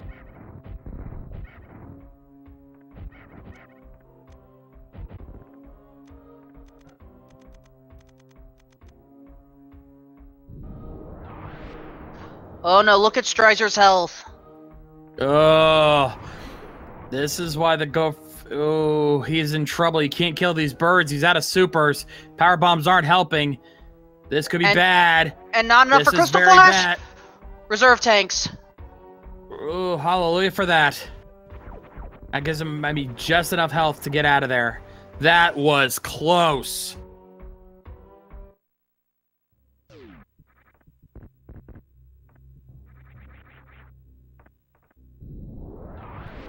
And Strizer is not looking back. The question now is, should he? Well, he got, aside from Gold Torizo, that he got everything, so we'll see. If Gold Torizo has nothing, then he's fine.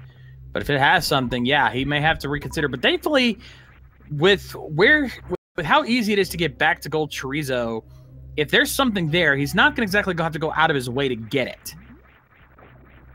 As long as we do find the flute.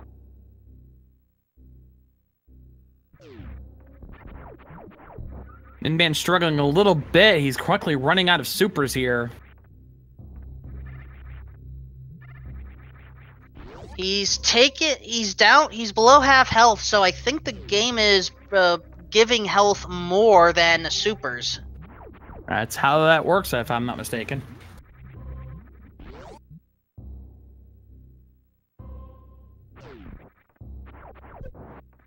And what doesn't help is Golden Torizo is spawning the waves of doom more so than the eggs. Alright, Strizer now on Death Mountain. He's going to eventually get that Moon Pearl, and then that game is going to open up.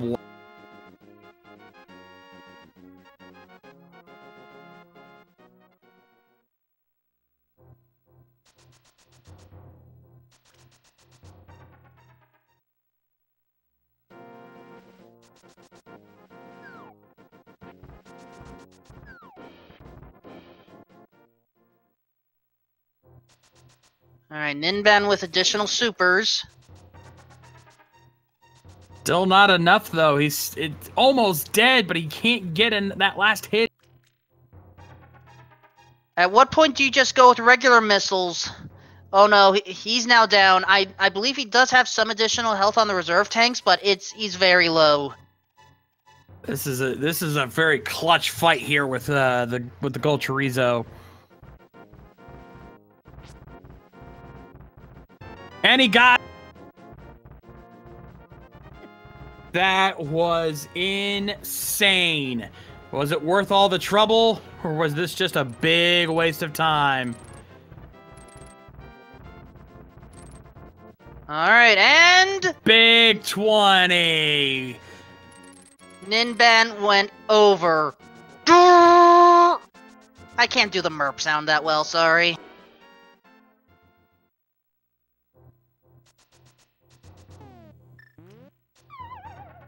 Also, thank you, chat, for pointing out. Know that you cannot do you cannot use normal missiles. But Ninban is now able to check out the Mire ship.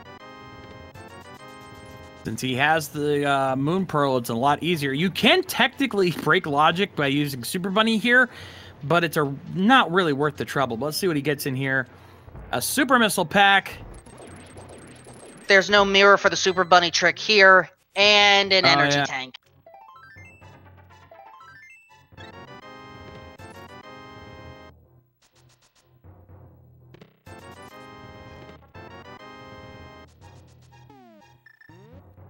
But at this point, with how many items now are available here in the Dark World, it's most likely here where we're going to find something now. I was really expecting to find a lot of good items in Super Metroid, but it appears I was heavily mistaken. While we did find some good items there, we still are missing quite a few. And at this point, it's almost certain they're going to be in Link to the Past.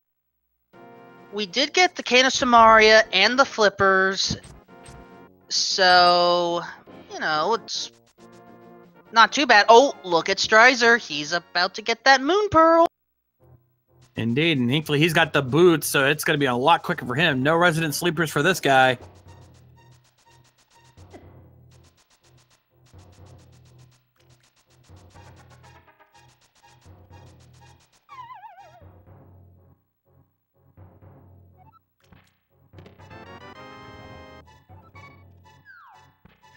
Thought about quitting, but apparently not. I think we're going to get a Super Bunny and Hookshot Cave check. That would be my guess. He's going Dark Death Mountain, which is a good idea. It's right there, and you never know what's going to be hiding there. But he's going to go top first. But he can't go top. No hammer. Oh, yeah. Good point. And I think he just realized that, so he's going to knock that dead rock out of the way, and on to Dark Death Mountain.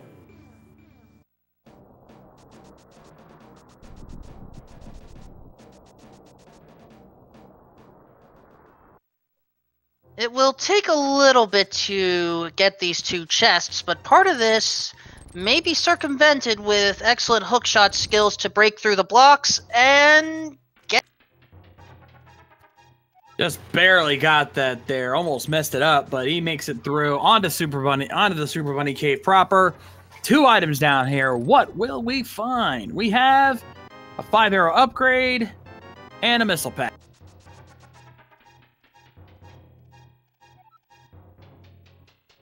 Four items in Hookshot Cave, plus we can identify what we need to get into Turtle Rock soon.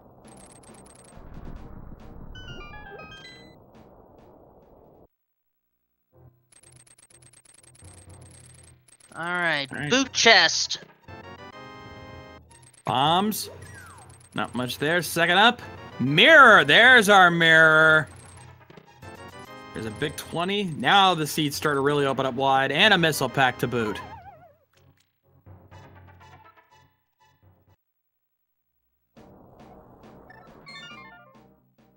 And Strizer is not going to check what Turtle Rock needs. I think he figures A, he's got 2 of the medallions, so odds are good he's already got it. And B, even if he doesn't, odds are good he's going to find that 3rd medallion somewhere anyway. Or 3, he realized he doesn't have the hammer, so what's the point in checking? I mean, some runners are like that. Makes sense. All right, Bonk Cave here for Strizer. And just a single rupee. Didn't realize Phantoon sent his cousin over there.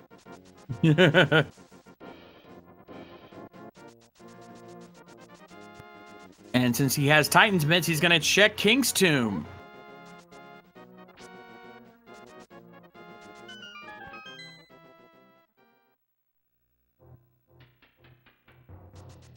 Alright, what? Any tank. Sorry, King, you had the wrong item. You needed the heart container to live there, I think. But he is going to stop over in the back end of Escape. Got 3 chests down there. Very good chance you'll find something of help there. You don't know why you're prepping their bombs there, Strizer. You've got boots. You can... Alright, never mind. You had boots. You could easily just bonk to the wall. But he gets the small key, the map, and the Master Sword. Waterfall, the wishing check, screw attack, and the single arrow. And Strizer, since he's got that small key, he knows the last item has to be in the dark sewer, so he's going to check that out real quick, finish this out. But yeah, both our runners getting very good items, and we are getting our Zora check. We got 10 arrows, possibly an upgrade on the Zora ledge. Not very helpful. But what will the big fish have? Will it be a life lesson, love lesson, or will it be worth? And a big 20 to finish out the back of Escape.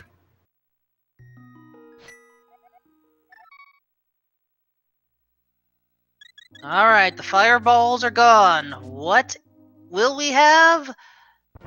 A life lesson. Scammed again. Big 20 from Zora.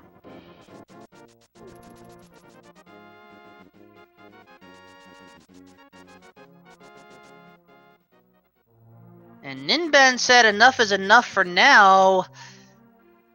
He needs both glove upgrades. Whereas Strizer is already set up for that. Indeed. Strizer heading into Skull Wood. Now, we don't have the Fire Rod yet, so in this case, it's effectively a Value Woods type of play, but it's only 2 items. They are usually relatively quick to get. Yeah, there's not many runners who won't check Skull Woods even if they can't full clear, because the odds are good they'll find the 2 items pretty quickly. I don't really see the fault in checking this early. There's the big key early on, not bad. He needs to get a small key in his next chest, though, or else he is going to have to go the long way around through the bumper room. Well, there you go. There's the small key.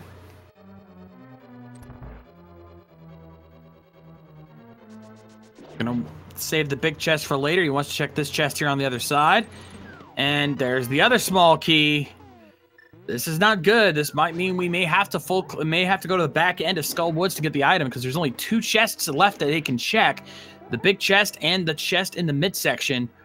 If both of those have the items, then we're good. But if either one of them has the map or has dungeon items, never mind. Commentator's curse, ladies and gentlemen.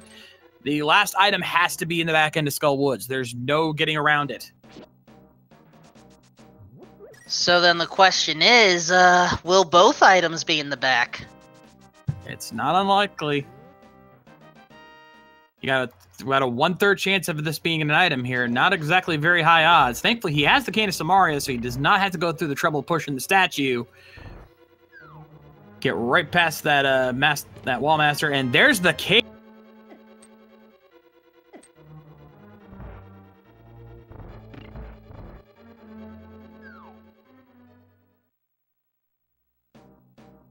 Well, I guess we may as well check out Bumper Cave while we're at it, as Ninban pulls off the mock ball, but is not going to be rewarded for. And indeed, you were correct. He is going to head over to Bumper Cave. Is Strizer. Strizer's going to see what's over there, see if there's anything of value up there. And we have... Charge Beam! Charge! Oh, he is going to definitely pick that.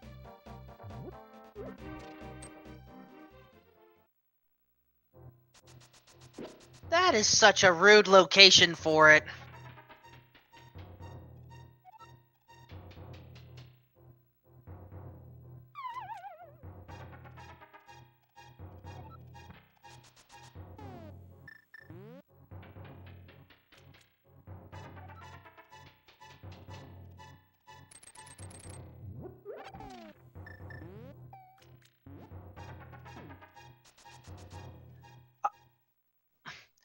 I'll try to work on that, but in the meantime, Charge Beam is acquired for Strizer. That will certainly help out with the Mother Brain fight. Not to mention, they are one item away from microwave strats, which is very helpful, especially in Meridia. You need the charge, plasma, and X-ray scope to pull that off. If you can get all three of those, you're going to be a very happy runner. So we might be seeing that later on. But for now, Strizer is going to be checking out Graveyard Cave.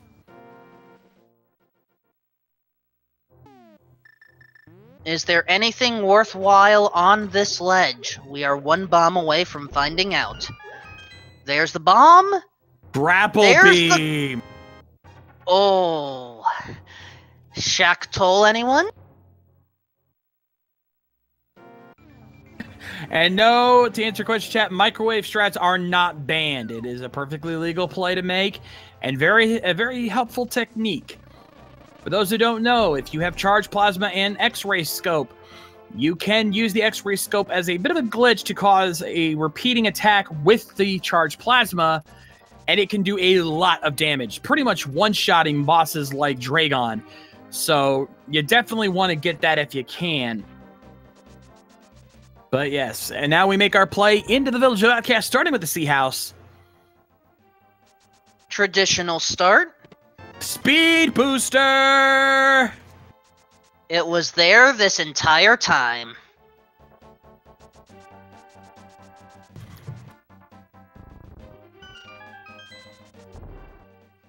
But we are not even going to check the rest of the village. We're going straight into Thieves Town. This should be interesting. There's the map to start things off. Now, at this point, I think we can safely call Go Mode Super Metroid, but we're not in full Go Mode yet. But I believe we can Go Mode the rest of Super Metroid from here. Super Metroid-wise, technically yes, I would personally try to find the Ice Beam, but that's because I'm not as familiar with taking out the Metroids without them. Yeah, agreed. Like I said, logically speaking, we are in Go Mode. How you prefer to do Super Metroid is your call. There's the big key there for Strizer. Only finding one item. He is not going to go any further into Thieves Town, mainly because he does not have the hammer. He does not want to risk leaving behind the big chest. So he's going to finish up the rest of the Village of Outcasts and checking out the chess game. We got a single bomb, and ladies and gentlemen, we have microwave plasma at chess game.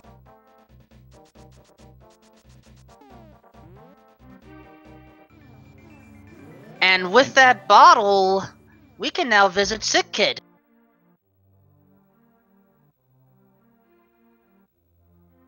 And just a piece of heart for that.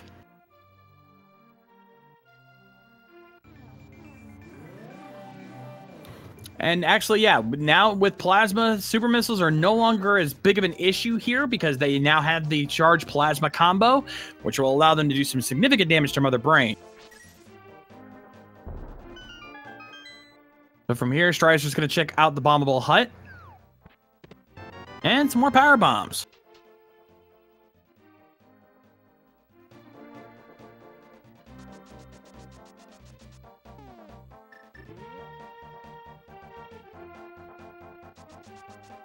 Alright, Strizer... Oh, going to pick up the powder for safety. Not a bad call there. Probably going to hit Digging Game and then come back to pick up Jeremiah there. And then visit the Mad Batter. Makes sense. Seems like a very logical play to make, no matter how you look at it. You know, when you've got the ability to check all these locations at once, it's, you know, you gotta be efficient about it. No sense going back and forth. If you can do it all in one quick run, it's a very quick way to do things. So let's see what Alec Baldwin's got for us over here at the Digging Game. 30 seconds. Up to 30 digs needed to get that item. How many will it take today?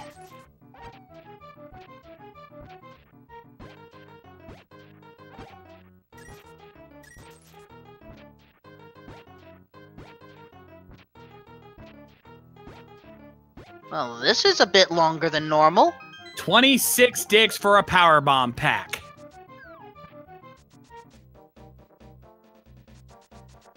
But Strizer has enough power bombs at this point. Ninban picking up Quake. If he goes north, he's going to get his first glove. And it might clue him in to go kick out the rest of Blue Brinstar and get his lamp and spring ball. While Strizer picks up Jeremiah, is going to go drop him off.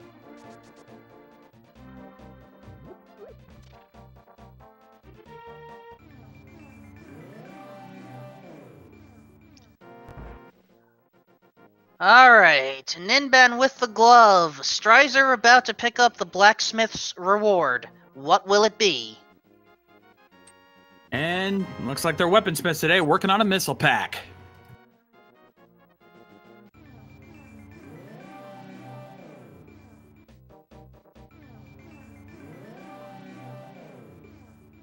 Also, thank you, chat, for getting my little reference there. Mad batter check. As Ninban is hoping to get the spin up there. It is a little tricky. There we go. Now, is this going to be a good bat or a bad bat? Neutral bat. Eh.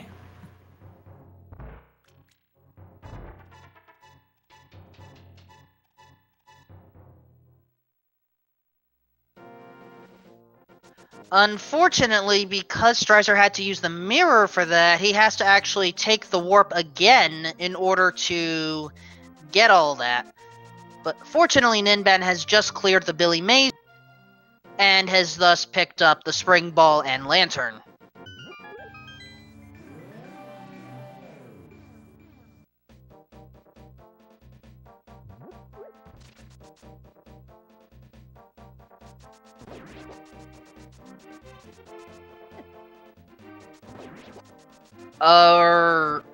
Not? Our tracker Falcon Can says he actually left the lamp behind. He may have actually forgotten that there were 2 items in that room. That could cost him. Oh, my apologies, folks. I had a minor hiccup there, but I saw him leaving the room.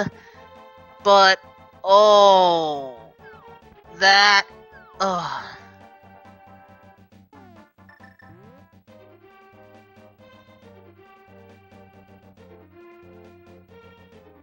Well, let's take a look at the known dungeons here. Eastern, that dark room is kind of easy. We have to worry about Palace of Darkness, Misery Mire, Turtle Rock, Heart Container in the VT Cave.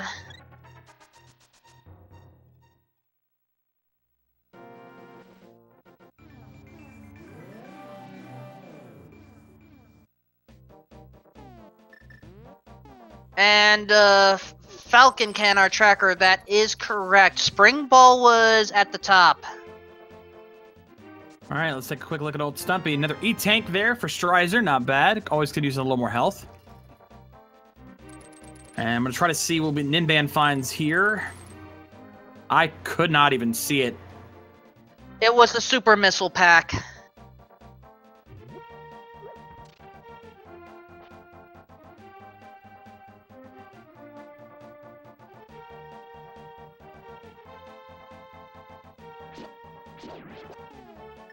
Alright, time to see the specialist. What is inside this purple chest today? High jump boots! What are those? Wait, I don't think that sounds right. Ooh. In all honesty, what do the high jump boots provide at this stage of the game, considering that we got space jump very early? Not much, to be fair, not much. But it's time for Hyper Gripe Cave. And given what we found, there's still a slim chance of some good items here, but not much. Let's see what we find. We have, starting things off, an E-Tank. And then from there, we find 5-Arrow Upgrade, Big 20, Piece of Heart, and Tempered Sword. So, not a trash cave, but very low hype. Very low hype. Tempered Sword is nice, but not exactly required.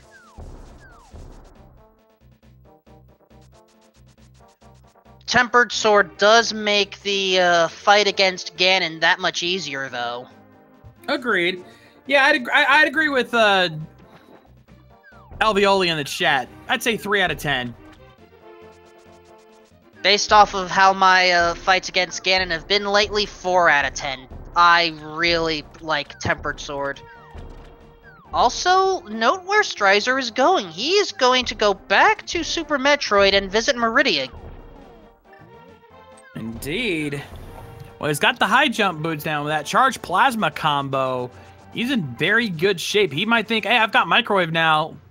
To heck with it. Let's go kill Dragon.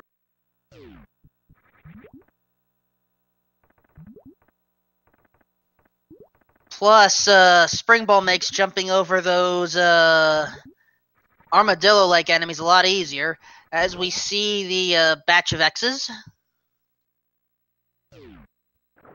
And now we deal with the Metroids.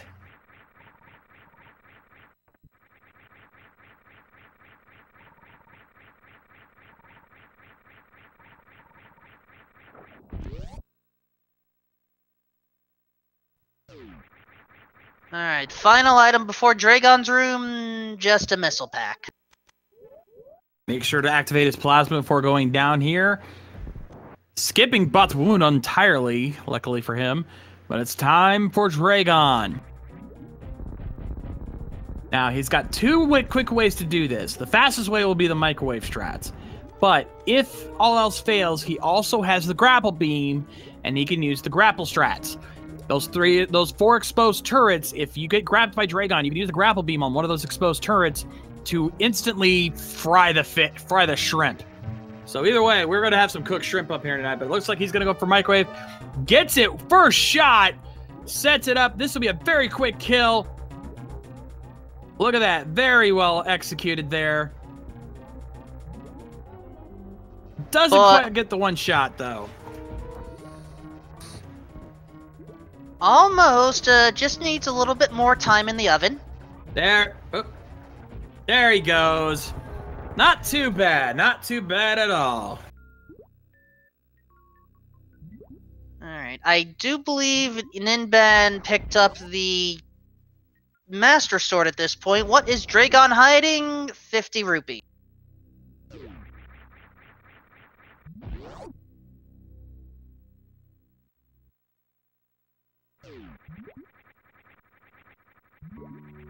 This leaves a total of 5 items left in Meridia that neither of our runners have picked up yet. One of those was unlocked after defeating Dragon. I believe it's Plasma. That is correct. Plasma is unlocked after defeating Dragon. There were 3... There was the E-Tank past bot wound that we're approaching from the reverse side. There are 2 more items pre-botch wound. And then, of course, there is the dreaded Shack Toll. Yep. That is what my tracker is confirming as well, so we're definitely on the same page here, my friend.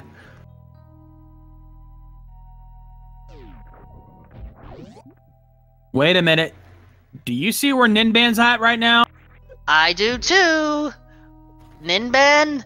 Oh no, Ninban doesn't know where the Titan's mitts are or the hammer. He's going up back a tower.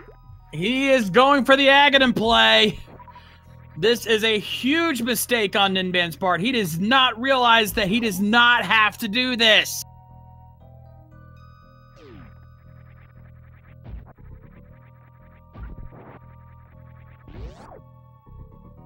And he's doing this without the lamp.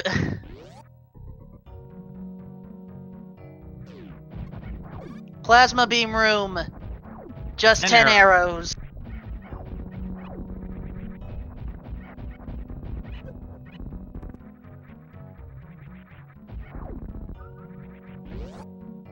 Alright, folks, I guess we're going to see, or not, how well Ninban can handle the dark rooms going up Aga Tower.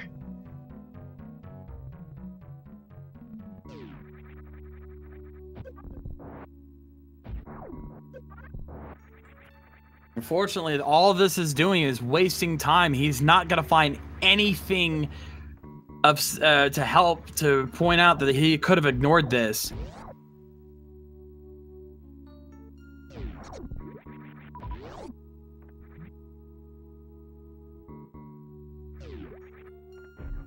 I hate to say it, this could be the play that costs Ninban this race, considering the very strong lead that Strizer already had at this point.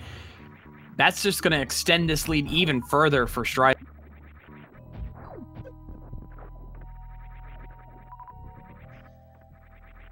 That is the nature of the randomizer at times.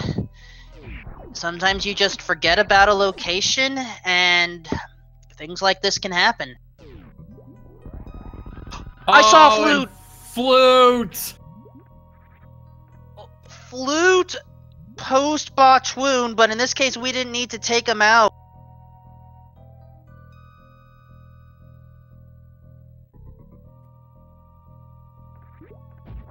That is a required item. Well, technically it's a required item, though not really, since we now have other ways to get into Misery Mire. That being said, we are now we are just a couple items away here. There's an E-Tank at the top here. And what's the other item waiting for us? Just some blueberries, so not much else. Will he make the Shack Tool play?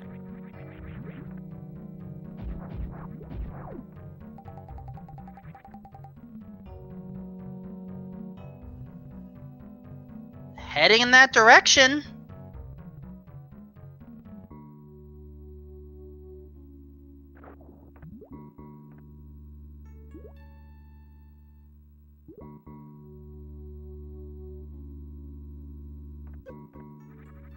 And no. Ah, interesting. Now, regarding other items, let's see here. The only other location that we haven't been able to check yet, besides Shack Tool, of course, is the speed boost water section behind Vanilla Charge Beam. Yeah, that's actually the Waterway.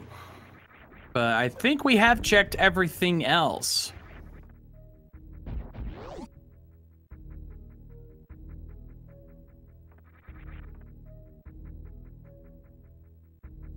To be fair, I don't disagree with Strizer's routing here, because it's one item, it's very out of the way to get, so, and there's still so many locations left in Links to the Past to check.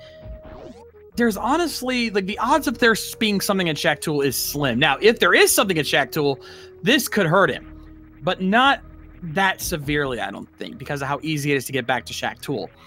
Honestly, I think there was really no better play. I think leaving Shack Tool behind was not a bad call. You know, I just realized something that can make this even worse. Let's take Alveoli's idea of hammer at Shack Tool. Combine that with Ice Beam on the pedestal. Or... Ooh. Yeah, ice rod I meant, but either one would be danger.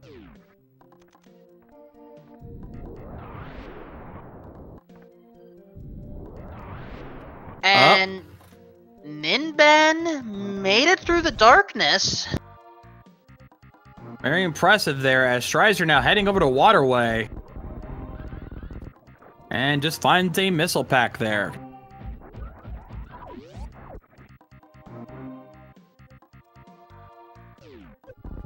Oop, bit of a waste of a Shining Spark there.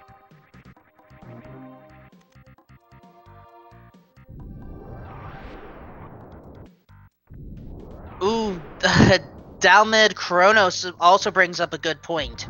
We don't know where Ether is yet. There's a... And we still... Sorry, go ahead. You're right. There's... Pedestal potential is kind of high at this point. Same with Shack Tool potential. Yeah, because, like, let's look at what we've got here. The three pendant dungeons are Eastern, Hera, and Thieves Town. The only item that can't be on pedestal as a result of what we've got left is Hammer, since Hammer has to be somewhat available for the big chest. And even then, that's not really required, so it could still be on pedestal. So, yeah, both rods, Hammer, and Ether, all potential pedestal items. That is nuts.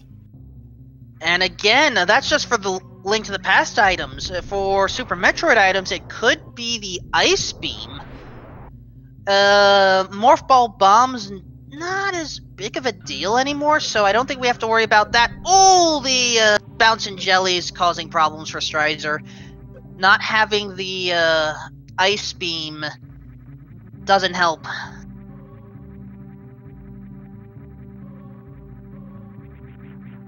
Here's the super missiles we missed earlier. Unfortunately, we would play the blue ball guessing game here with Ninban, but unfortunately, we can't even see due to some technical issues on his end.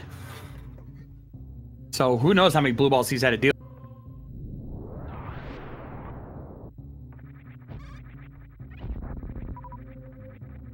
Well, right now he's still staying alive at least. Well, he cleared it. So hopefully we'll get to see what's on Pyramid Ledge.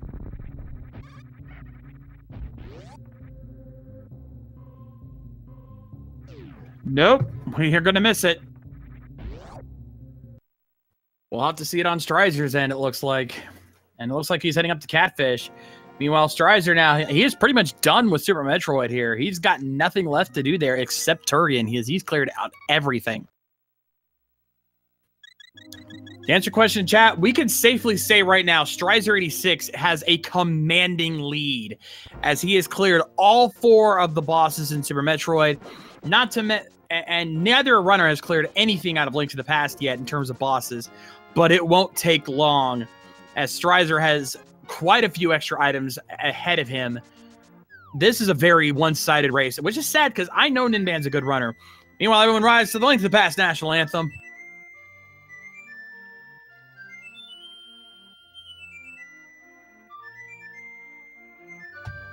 And ladies and gentlemen, the goose is loose!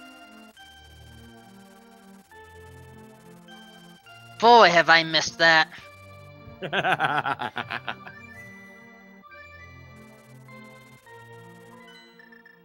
And with that flute, Strizer's lead is going to get even larger as he's got a much easier time now moving around the map in Link to the Past. And since this is pretty much all he's got left to do, he's going to be here for a while. So he's going to be blazing through a lot of this.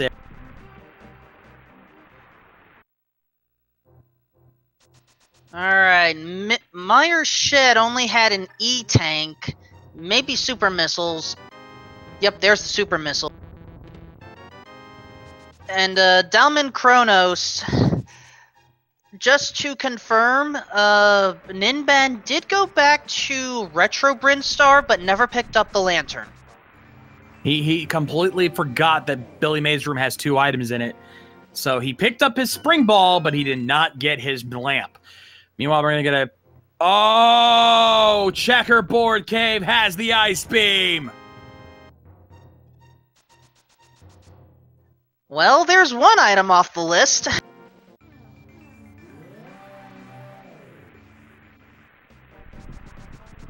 But yeah, in order to get that Ice Beam, you needed the magic mirror, which was located at the top of Hookshot Cave. But in order to get to that, you need the Titan's Mitts, which is left side Meridia Quicksand. Alright, Strizer now starting his run in Desert Palace. There's 2 items in here. See if he finds any good map on the torch, so even if he didn't have the boots, he wouldn't have to worry about that. And it looks like Ninban now is going up to get his charge.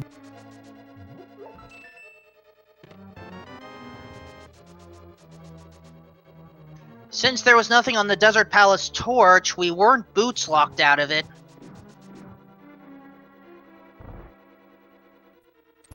Look how much health Strizer has at this point. He is pretty much loaded from here. There's the big key for Desert Palace.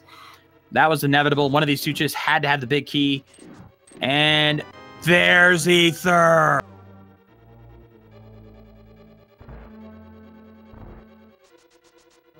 Alright, Misery Mire is completely clearable at this point.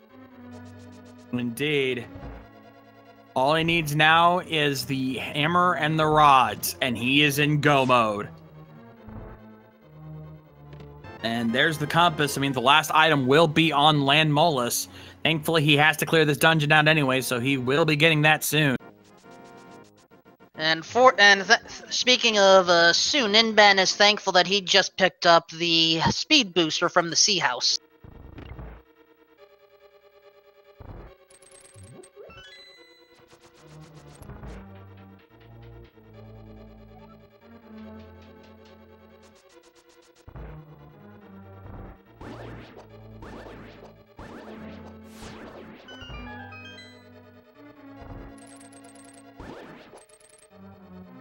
Now, Ninban is in Thieves Town, but without the hammer, I don't know if he's going to go beyond the first 4.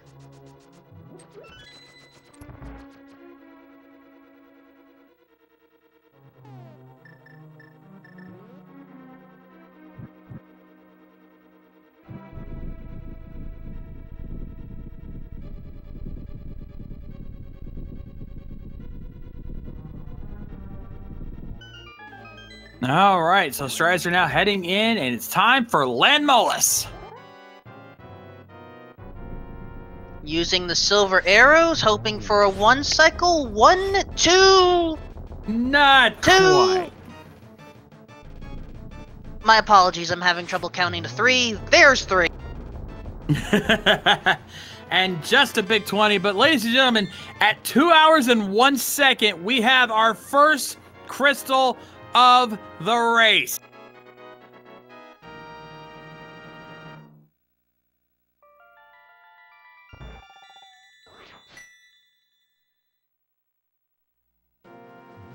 That just feels strange.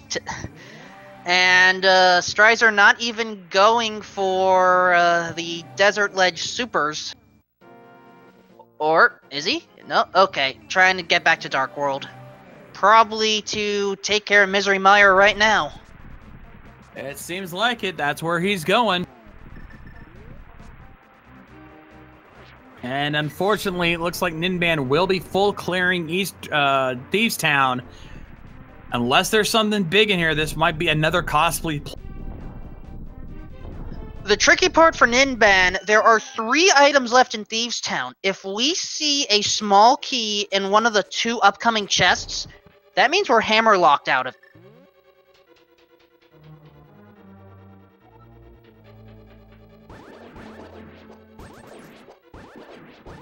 Let's find out. There's a missile pack, so there's 1 item in Thieves Town covered.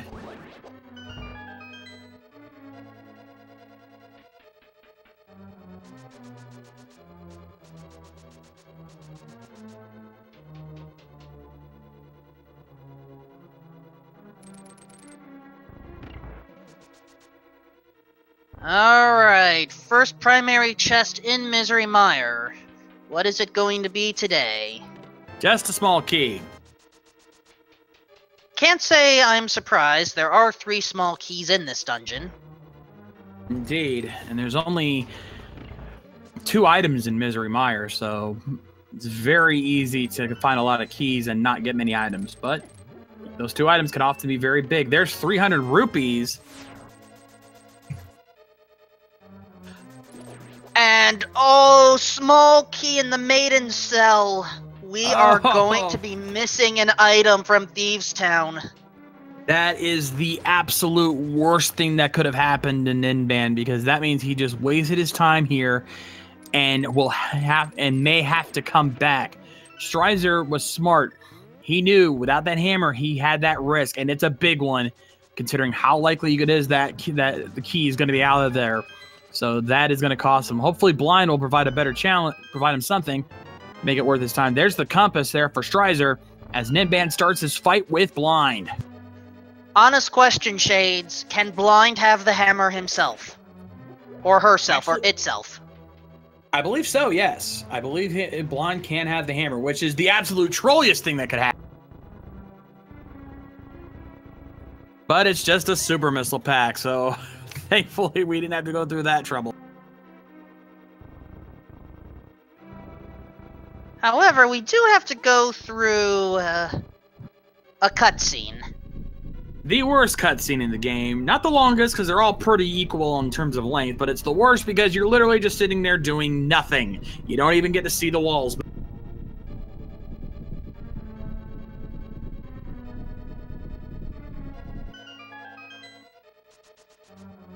There's the walls. We haven't seen the big key for this dungeon, have we? No, we haven't seen much of anything other than dungeon items. We still have one item left in Misery Mire, and we still haven't found the big key yet. So, we're probably going to be seeing something big soon. Yeah, there's only 2 chests left where it could be.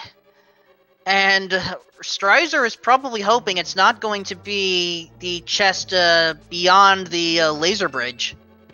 Which it's not. He just found it.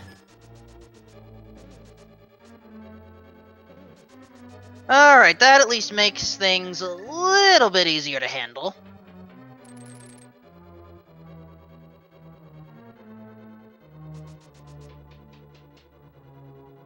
Ninban about to dig up the power bombs, I believe. Yep. Alright, Misery Mire Bridge. Chest. There's the last small key, so that means the last item has to be in this small chest right here. What do we find? Just a missile pack. Alright, so, Vitreous, actually, wait a second. Big key, map, did we see the compass? Yes, we did. Vitreous has a small key, then. Yeah, he has to. Because there's only 2 items in Misery Mire, and we found both.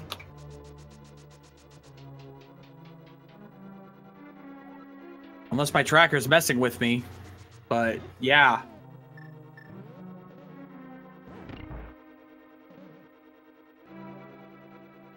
I don't think it's messing with you, Shades. Perhaps this seed is giving us issues here. We started strong, but we are basically on a wild goose chase in order to find 3 items. And we have a lot of places to check. Because we still have Swamp, we still have Pod, we still have Ice. There's 1 item in Thieves, 1 item in Skull, and 1 item in Eastern. Not to mention, there's still Turtle Rock, and the Ice Rod is still in play. Meaning, and that is the worst of them, because the Ice Rod can be anywhere except for Trinexx and Ganon's Tower. But given that it's a crystal dungeon, it has to be out there somewhere. And again, all 3 items could be on the pedestal. Or Shaktol, which is worse. That's a good question. The answer is yes.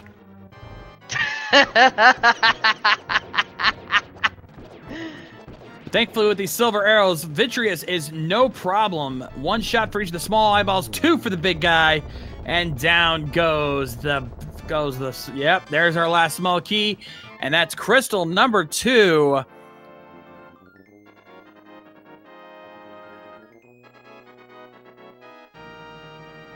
Now, Ninban is going to Palace of Darkness. Bit of a gamble since we don't have the hammer. We can't complete Pod without it. But then again, hammer could be in Pod. It is its vanilla dungeon, so not out of the realm of possibility.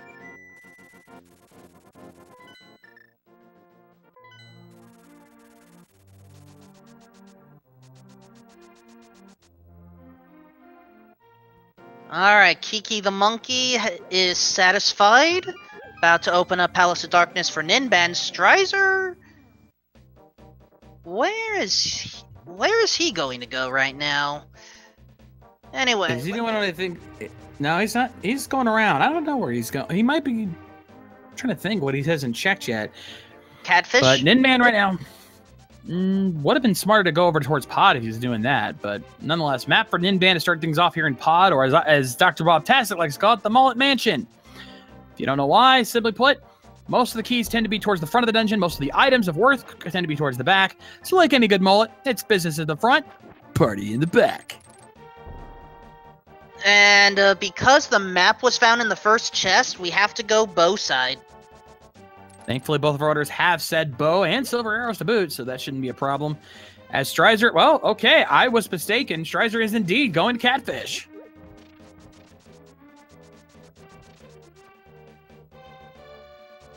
Now, if I saw Falcon's message on Twitch chat, the catfish may not have had anything important, so we're at least going to get official confirmation. Oh no, it was Pyramid that we couldn't see, but I don't think he ever checked Catfish. But we'll see in here in a minute. And nope, just Big 20. Never mind. And he's also gonna make the Zora and Waterfall checks, so he didn't get to do.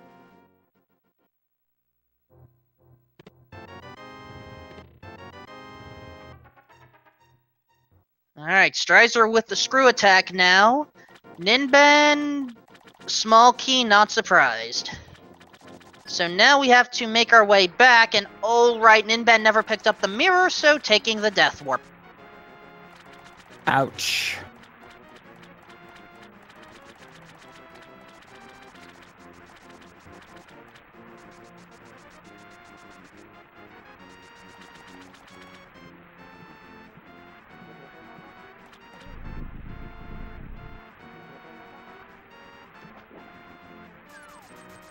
And there's the scam from Zora.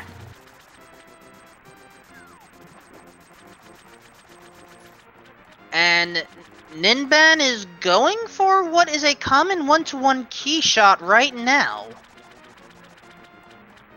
I don't know when the best time is to go for. Really isn't one. And there's the one for one, as you called it.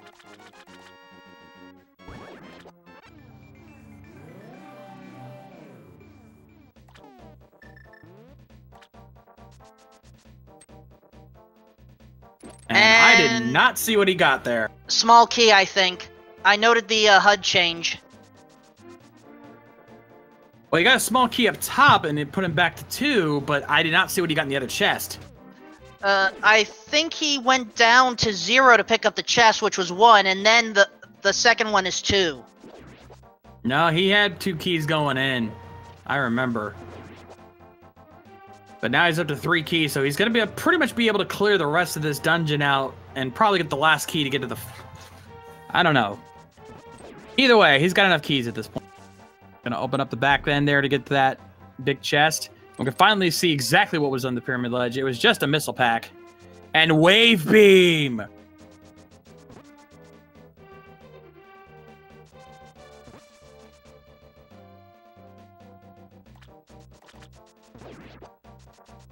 Big find there for Ninban. Having that Wave Beam will make some of the later fights easier, especially, again, combined with the microwave setup if he gets everything for that, which he still doesn't have yet.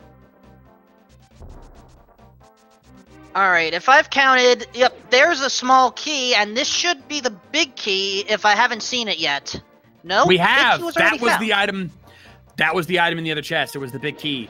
Which means he got something out of the other chest, but we don't know what it is. We'll have to see what that is later, but we do have... That means we're down to possibly 2 to 3 items left.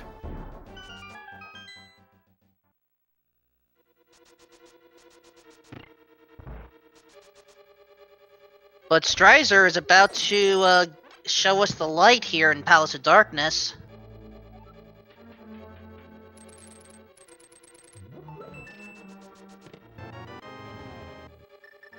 Nice use of bombos to take out the Kodongos. First chest in the Dark Maze, I think about now? Big 20. That is 1 of 2 or 3 left.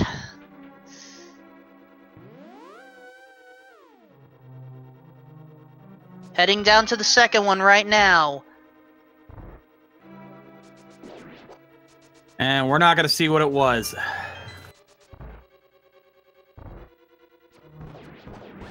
Big chest. Compass. No matter how you slice it, King Helmasaur has something. But we're not going to be able to find out because neither of our runners have the hammer. And since Ninban left, we know that the hammer wasn't found in Pod.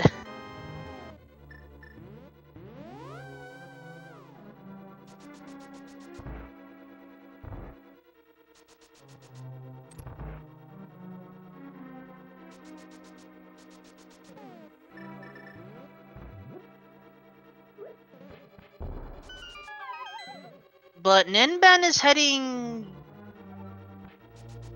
back there? No. Nan da yo desu ka?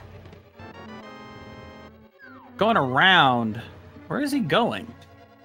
Maybe Does Meridia? Does he have the flippers? He's got I think he's got flippers. Yeah, he's got flippers. But here's the thing. I'm looking at my tracker right now. The only 2 locations we haven't fully cleared that might have items are Eastern, with that 1 item, and Hera. We also have 1 item that we could potentially get in Swamp. At least Strizer can get, since he has the mirror to be able to set that up. He can get 1 item out of Swamp. But those are the only 2 main locations. Everything else is done. What about Ice? Everything. What about Ice Palace? They could start it, sure, but they couldn't full clear it. So then it could be Shak Toll.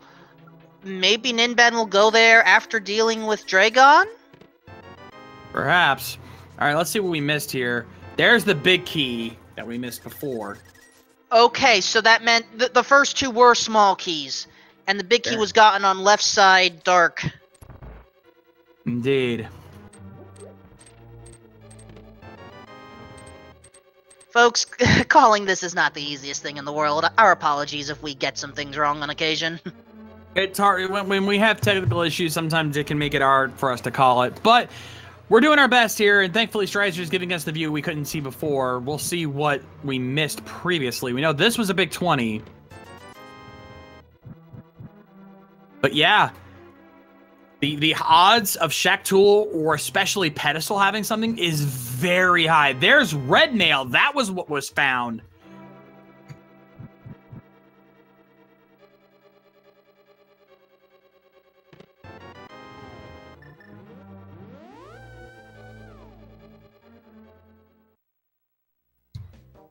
Again, and Strizer, since he knows there's still something in Eastern, he's going to check it out. I think this is a good call. It's a quick dungeon. It is, and Eastern is also the green pendant, which gains 2 potential items here. So Sahasrara may be holding out on us. Great. Yeah. Completely forgot about Sahasrara. He could have what they're looking for. Kind of a scary thought here. We are looking for 3 key items, but as we've established, they could literally be anywhere. It's like, there's I don't know how to easily describe this seed. Trolley. That's how. Trolley. Wasn't the word I was thinking of, but we'll go with that. Yeah. Ninban finally taking down Dragon at last. That just leaves Ridley for him. But I get the feeling we're on the precipice of some big finds here for Strizer. I think he's about to make the plays. He's already had a commanding lead for a while now, and it's only a matter of time. And I think we're just about to reach that horizon. As we see him heading towards the Armos Knights. He's got silver arrows. This will be the absolute joke of a fight.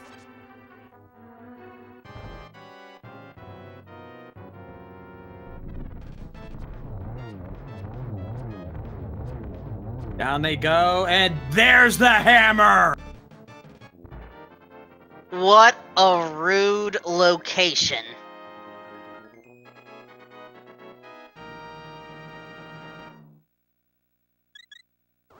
Well, with that hammer, in all honesty, I don't think I really wanted to see the hammer yet. That opens things up way more, but that means we have a bit more of a scavenger hunt left in order to get the 2 rods. Indeed, because that opens up Swamp and Ice completely. Those can now be full cleared. That also opens up Thieves Town, which neither of our runners have been able to full clear. We also have Spike Cave that just opened up. Peg Cave that just opened up. And we still have Tower of Hera still in play. So that just significantly reduced our pedestal C chances. It's still possible, but the odds have just dropped dramatically. Is it bad that there's a part of me that wants both, Fire Rod on Pedestal and Ice Rod on Shek'tul?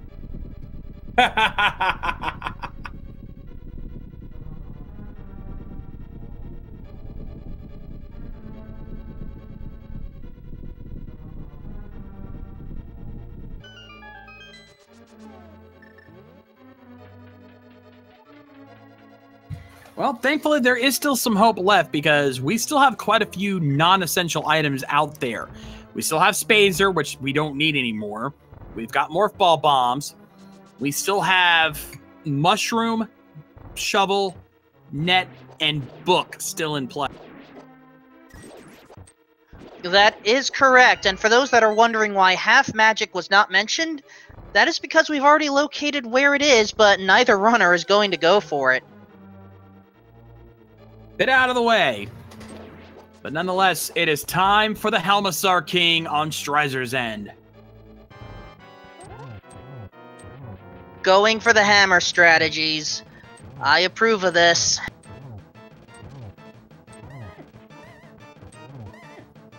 "16 whacks with the hammer will break the mask very easily. Will he go for silvers? Yes, he will. One straight silver shot between the eyes. Down he goes. What does the Helmasaur King have on him at last? Supers. Just a super missile.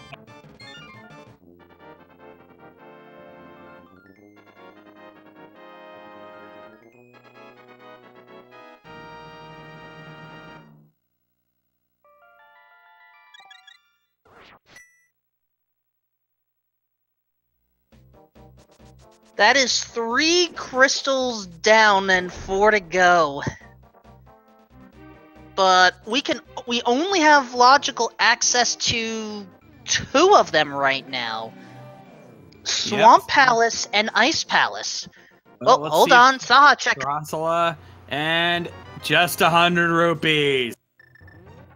Saha, why did you take those away from Eastern Palace?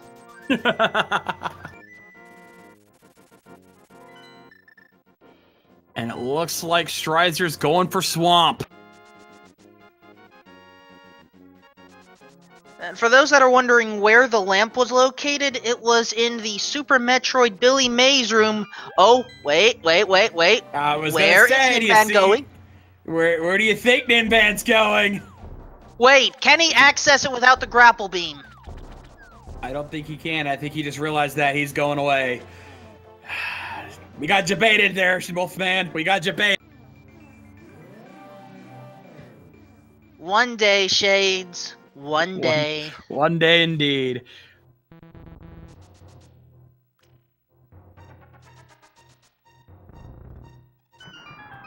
I think he was thinking about it, but then he realized he doesn't have grapple or ice beam, so yeah, no go. Ice beam is in the checkerboard cave, which you need the mirror for.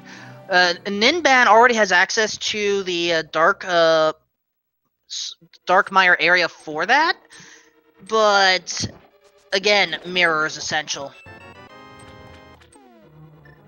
With that said, it's time for Strizer to begin his run in Swamp Palace. We've got 6 items in this dungeon. This is the most concentrated area of items in a single dungeon, so if we're going to find something, it's going to be here.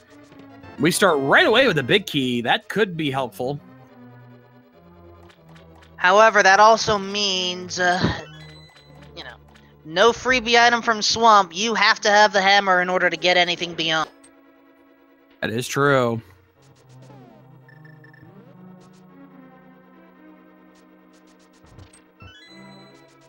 I did not know you could hammer dash through that pot.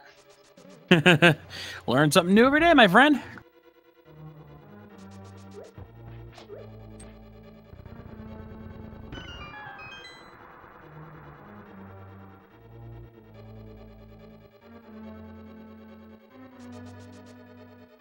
Alright, Ninban is about to head to the turtle room, which is a good thing because that is where the Pegasus boots were, if I recall correctly.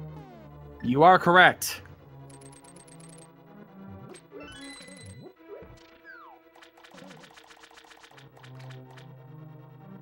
Oh, and the turtle room is just teasing him a little bit more. Oh, that's just mean. All right, and there's the map there for Strizer. This is pretty much a guaranteed left side swamp now because there's got to be something over there. And missile pack in the big chest. What was that about a guarantee? I didn't say he's going to do it right away. I'm just saying if he wants to get all the items out of here, he's going to have to do left side. Because there's only, what, 4 items coming up here? And there's still 5 left in play. So there's guaranteed to be an item on left side. I follow. My apologies for the misunderstanding.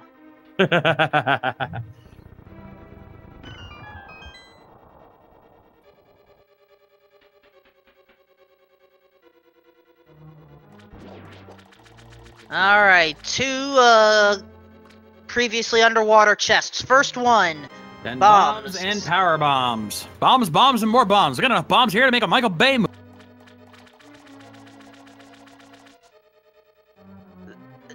I don't need to see another film from that director for a while. Mirror shield. Well, that will help if we need laser bridge.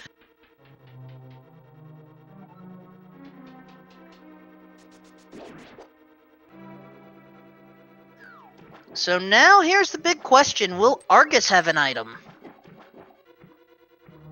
If he has an item, then there's only one item on left side. But if he doesn't, there's both items on left side or items. But let's find out as it's time to take on Argus.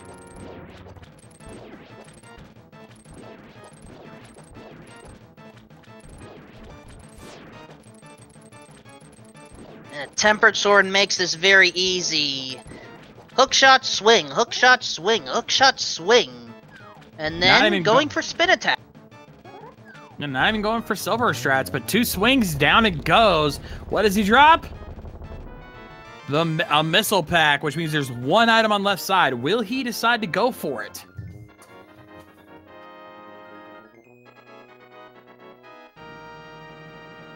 I know actually, I would have gone left side first entirely because I wasn't in. I'm not in what is called go mode when you have everything necessary to finish both games right then and there. But Strizer is going for it. Yeah, makes sense. And you know, if you're missing this many items, you've got to go for it. You know, one of them's going to be the compass since we never found that. But you also know one of the other items, one of the other chests is going to be an item. Ninban trying to do a Shine Spark, but he's doing it in a very odd way where he's trying to spin jump up to the top and then Shine Spark up, and he just can't quite get it. He's wasting so much time instead of just running straight across and Shine Sparking up. What is he trying to do at this point? Maybe he doesn't know of that approach? Never mind.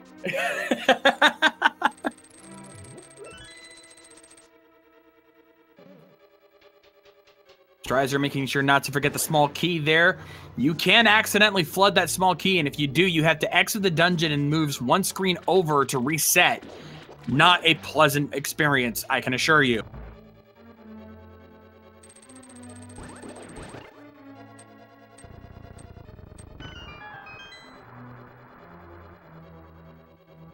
Oh, Ninban going through the quicksand needs the left side one in order to get the Titan's mitts. Fortunately, Ninban is close.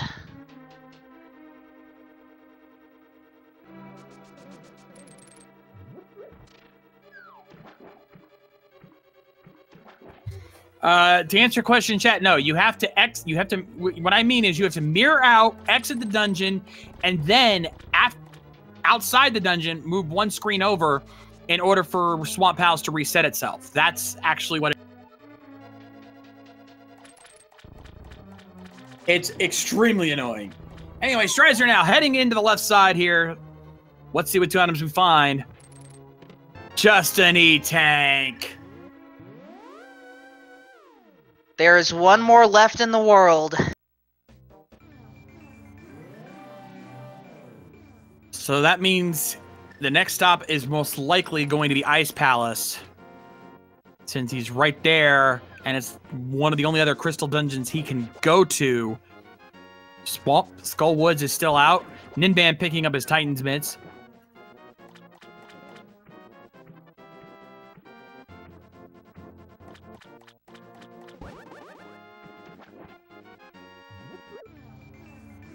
And so to Ice Palace we go. 3 items inside.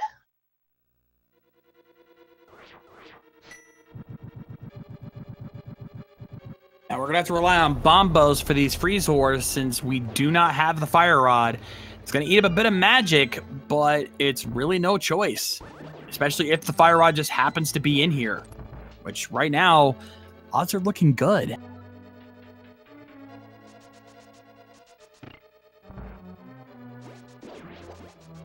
And at this point right now, Ninban's probably kicking himself for having those Titans minutes, realizing he didn't have to defeat Agawa. The quicksand spots are not the easiest spots to remember. Ooh, early big key. Oh, at least that'll make going for that a little bit easier. Indeed.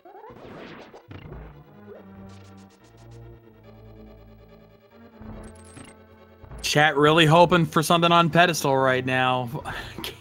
The tension is high right now. There's only a few spots left. And they're really hoping specifically for Fire Rod because they know Ice Rod is likely going to be in Turtle Rock. And the odds Fire Rod being on pedestal is a little less likely. Or actually, Ice Rod on pedestal is a little less likely. Fire Rod, right now, if we find Fire Rod first, Ice Rod is highly unlikely to be on pedestal. I cannot talk first to save my life today. Of course, it could also be on Shaktol. Alright, Strizer not going for the bomb jump strategy, but then again, we're full clearing this dungeon, so it probably doesn't matter as much. Agreed.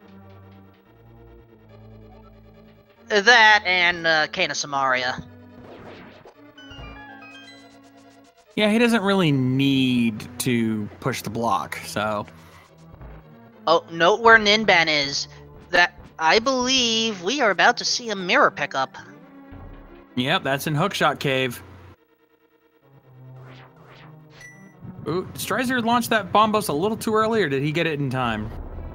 I think I saw movement barely. Nope. Too soon. Nah, wasted a bombos.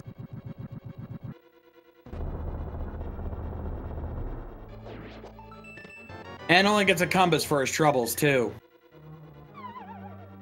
Oh, medallion check for Turtle Rock. I barely got to see that. I think that was Ether. Let me double check.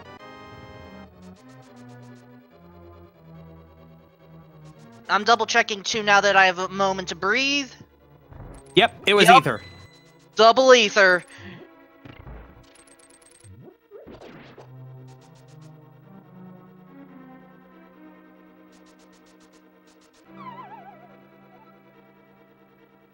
Alright, Ninban now has that mirror.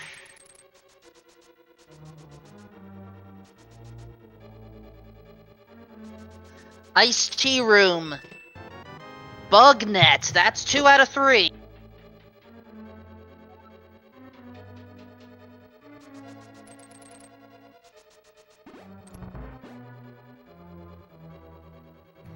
Oh, but look where Ninban's going. He's going to Tower of Hera. I like this play.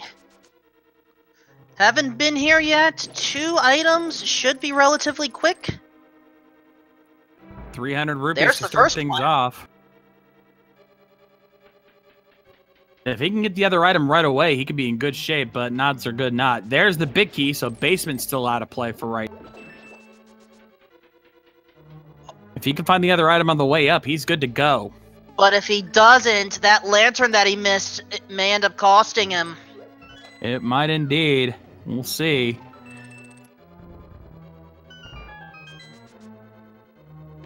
And there's power bombs. That's it for Ice Palace. No more items can be found.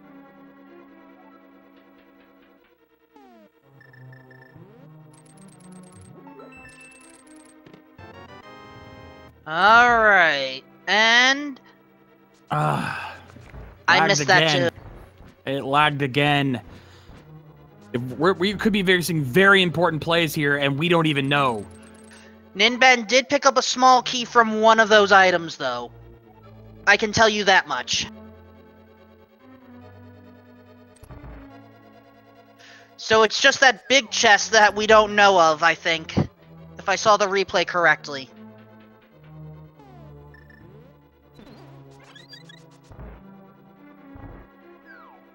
So maybe Moldorm will be kind to us in more than one way?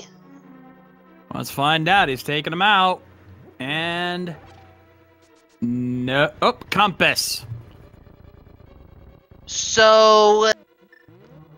it doesn't matter if Ninban picked up the map or the item. He's not going back in. Nope. We're never going to know for sure unless Strizer goes up there.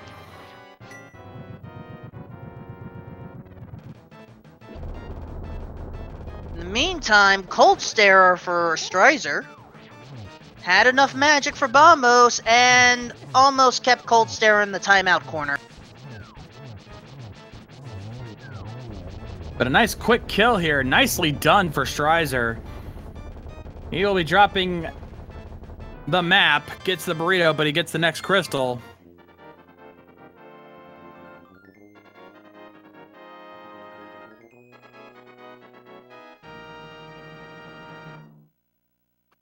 Ninban with an additional energy tank. I believe we've already seen that one. Indeed. Alright, so let's think about what is left. So, between our three runners, we technically have no-mode pedestal access, which is kind of a scary thought. Indeed. We could go to...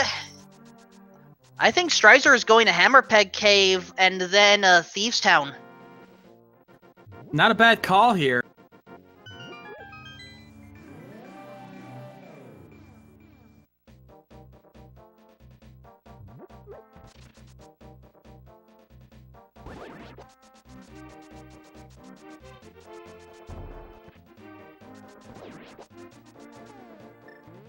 I wasn't expecting to get the order exactly right.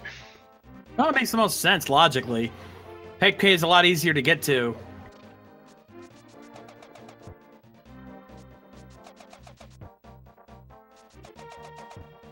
Nicely done with the Peg Cave here. Let's see if it pays off for him. And it's... Fire Rock! At this point, we know that it cannot be both Pedestal and Shacktoll. There is only one item remaining. But it's the worst one of all. It's the ice.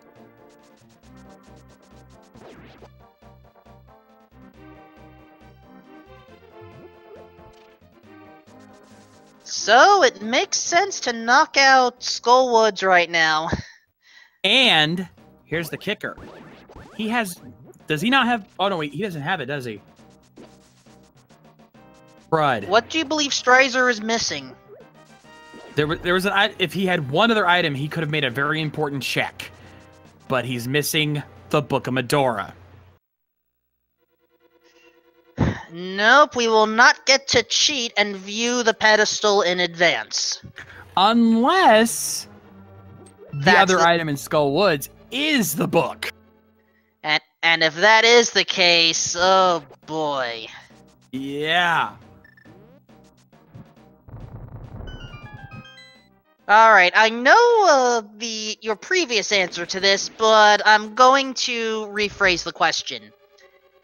Exclusive or based, which is worse, Pedestal or Shacktoll? Honestly, I think the Pedestal is the legitimately harder deal, bigger problem, because Shacktoll's out of the way, but odds are you have a much better chance of finding the items necessary for it. And if you have them already, you can quickly check it. Pedestal, on the other hand, you have to know what... You may have to have specific items for the dungeons in question, and you have to complete 3 whole dungeons just to get access to it. So while Shacktool is certainly annoying, I think the Pedestal's worse.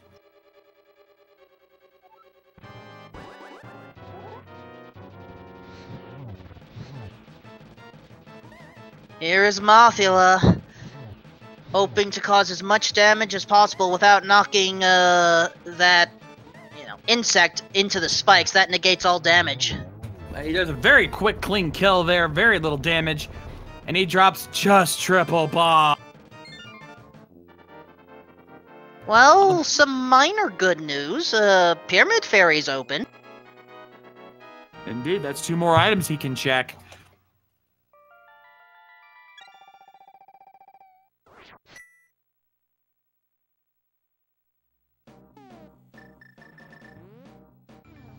Ninban with the high jump boots, but that's not what he's looking for. Now, where's Strizer going to go? He's going... You said it yourself. Pyramid Fairy just opened up. What do you think he's gonna check? Okay, Pyramid Fairy. Knowing the way this seed is going, book and shovel.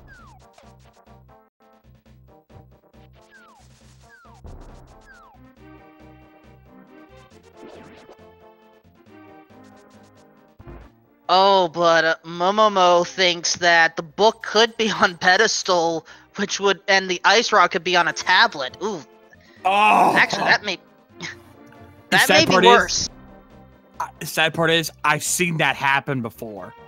I've seen something like that happen before, where the book was on the pedestal and the item they needed was on one of the tablets. So, I don't discount that idea. It's cruel as all hell, but I don't discount it. I think I saw that same race.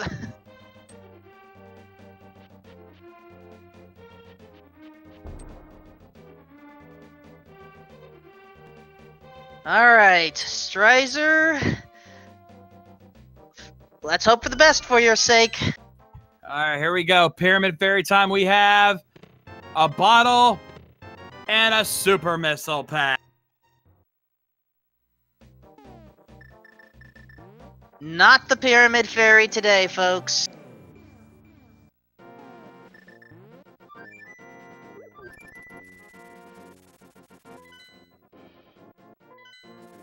Which means, for Strizer's sake, this is either going to be Tower of Hera, Spike Cave, or early Turtle Rock Dive. Now, any of those plays is a good one because, again, Ice Rod could be anywhere on Turtle Rock outside of Trinexx himself. It could be on Mimic Cave. It could be on Laser Bridge. It could be anywhere. And with how many items are in Turtle Rock, it's not a bad call.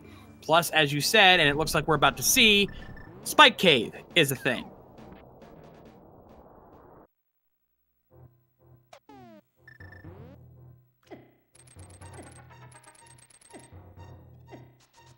Let's see if this is the play. It's got more than enough health here. Able to save the magic. Yep, indeed. And shovel. That adds one more possible check to the list.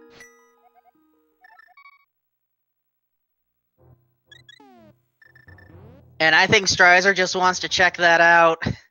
Already has the flute engaged.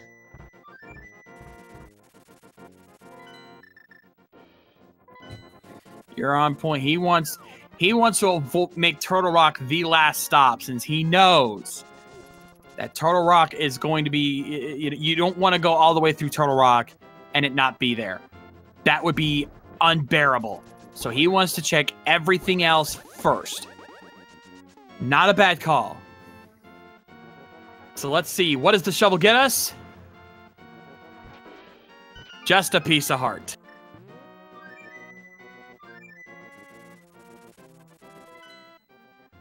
So, Tower of Hera, I guess? And we'll set up the scene. In the meanwhile, Ninban working his way towards Ridley now, finally going through Lower Norfair. He's finally starting to get back into this, but again, with how far behind he is, I don't see any way of him catching up. He is just so far behind, especially without that lamp in play.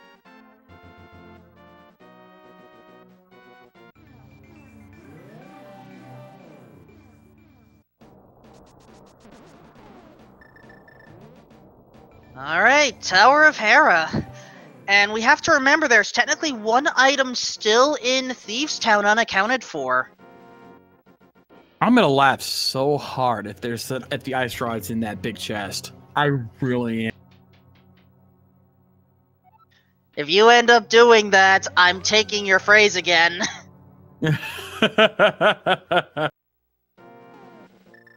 I know of the new one, don't worry.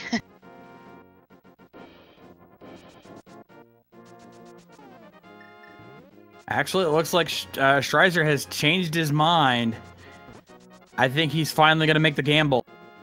Oh, and he got dead rocked. Ladies and gentlemen, I introduce you to Dead Rocks, the unofficial mascot of the Link to the Past Randomizer, because they are the trolliest enemies you will ever come across in this game.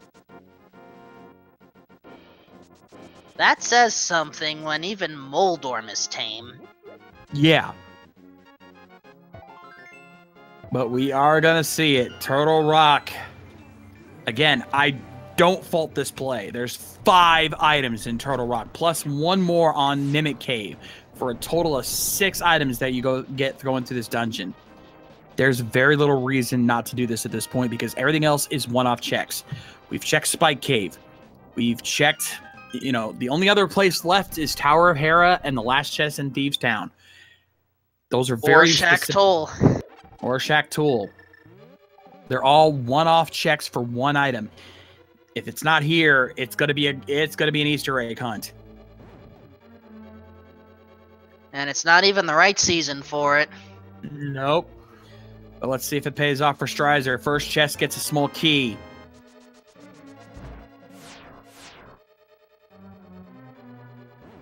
But no matter how you look at this play is a gamble, because if it's not here, it's going to be a pain in the butt to go hunt it down and then have to come back here to do this all over again. But if it is here, he's in go mode, and he's ready to finish this race immediately. So this is a gamble of the highest order. If this pays off, he can't lose. Like, simply put, if he finds the ice rod here, it's game. There is no chance for Ninban to catch up. But if it's not here, he has a slim chance. Small key and big key there in the roller room. 3 keys immediately. And big key in play too.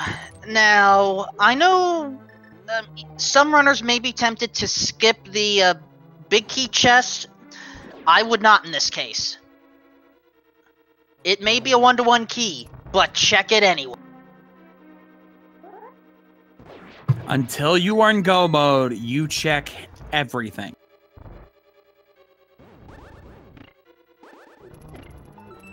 There it is! There it is! Oh, ladies and gentlemen, if you check your phones, your watches, your timekeeping devices at this time, you will find that strizer86 has officially entered go mode time. The gamble paid off for strizer86.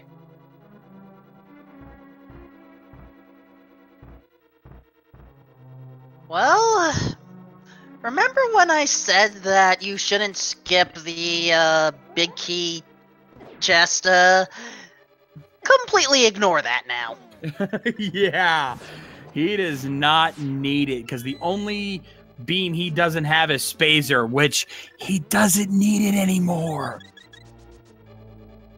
Once you get Plasma Beam, Spazer means nothing. For those that don't know, in the original Super Metroid, you cannot logically equip both Spazer and Plasma together.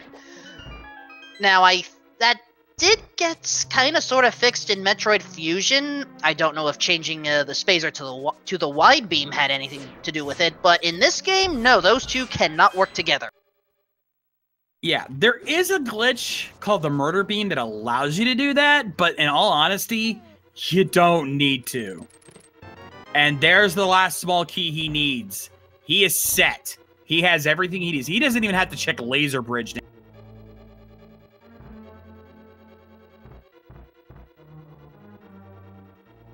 It's just, wow. Turtle Rock was the right place to go. It's kind of not even checking the chest on the way. Just on target.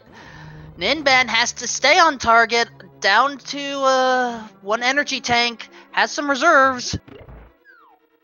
He's getting close, but thankfully he does have charged plasma, so this won't be too bad, and down he goes. Wow, Ninban with the actual destruction rather than the pickup kill. Not often you see that, but either way, still good. And like I said, Strizer can completely ignore Laser Bridge. He's got his last small key. He is locked in to finish this race. Again, at this point, it's GG. Strizer cannot lose. He'd have to fall or die to Ganon at least 5 or 6 times for Ninban to even have a shot. And even then, it's a long shot. He's got this in the bag. This race is as good as over. I am calling it right now. Well, I am not yet. Because sometimes even a Trinexx can cause problems if you lose focus. Or if the ice floor chooses to get in on the way. Or as last shot.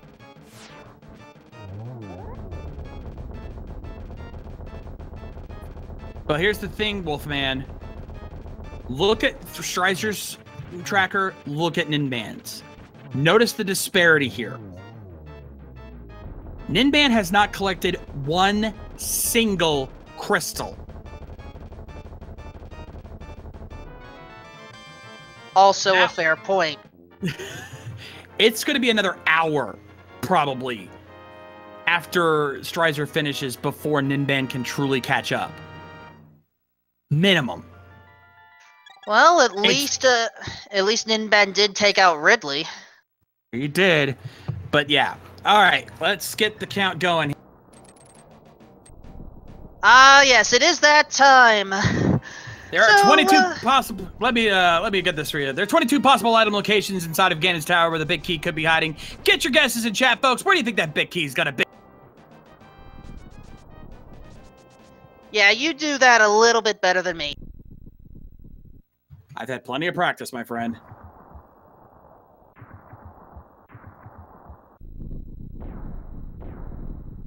And those of you who are subscribers or supporters, you guys will get a chance to officially take part in our Big Key Guessing game. Speaking of which, thank you, Semper Fire Dog, for supporting the speed gaming community. It is time to count. First chest, power bomb. Second chest, small key. But he's gonna go left side.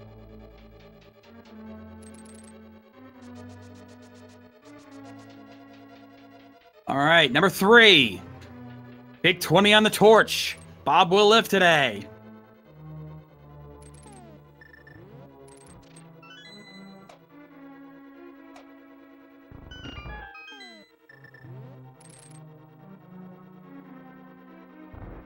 Alright, Dark Magician Room upcoming. 4 chests available here. There's the book on number 4. Number 5, small key. Number 6. Big key at 6.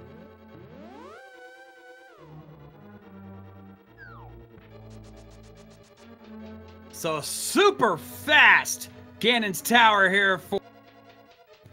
And shout out to Link40, who was the closest to getting it, even though he was way off. But he will be our winner here today.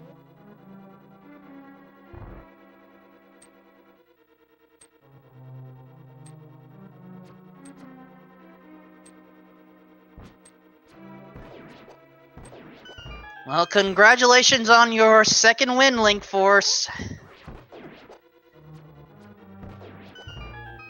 And with that, again, I don't see Ninban recovering from this now. That's even worse.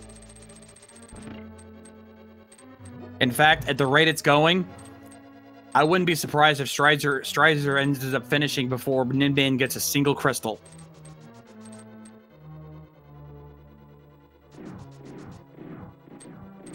I would like to believe otherwise. But anyway, let's focus on the Gauntlet.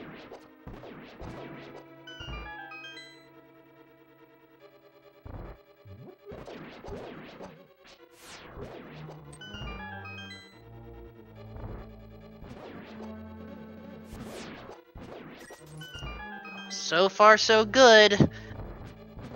Ice Room. Oh, Beamos chose to fire at the last moment.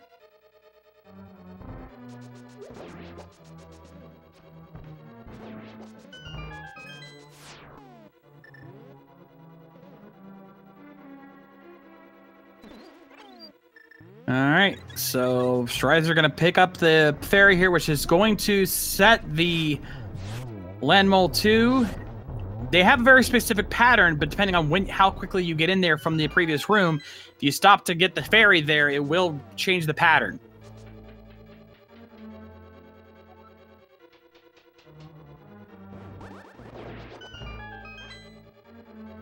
And Ninban is going to Mire? Well, there's really not much else he can do right now. It's not a bad play. And again, he needs to at least get one crystal done soon. If he can get one crystal before Strizer finishes here, he'll at least have that going. Right. Needs ether, which is in desert. But he is going to check Checkerboard Cave first, so he's going to get his ice. That is true. That makes that easy. And while desert may not be completable, ether is available on right-hand side, so at least also, Ninban.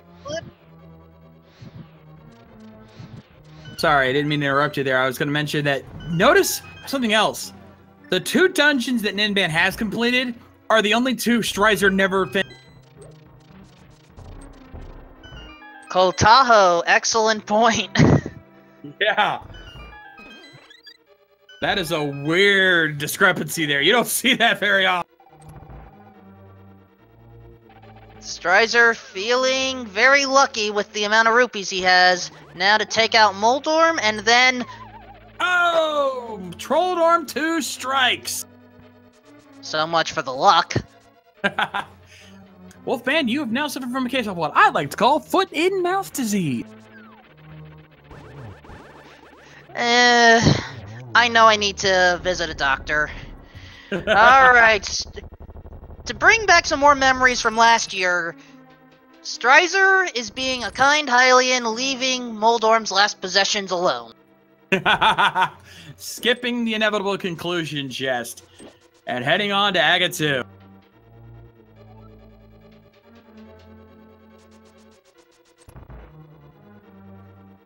Ninban has ether, though. So it now is going to become a possible race. I guess to see, are we going to have a crystal on Ninban's side before Strizer gets the full GG?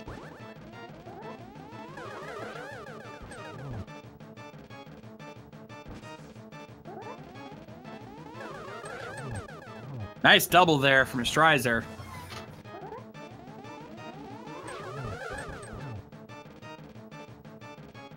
Yeah, and odds are good right now. Strizer has no idea how commanding of a lead he has right now. Like, again, Ninban is a top-tier runner. This is unusual to see. And down goes Zaga 2. Nicely done. And now it's time for the big pit.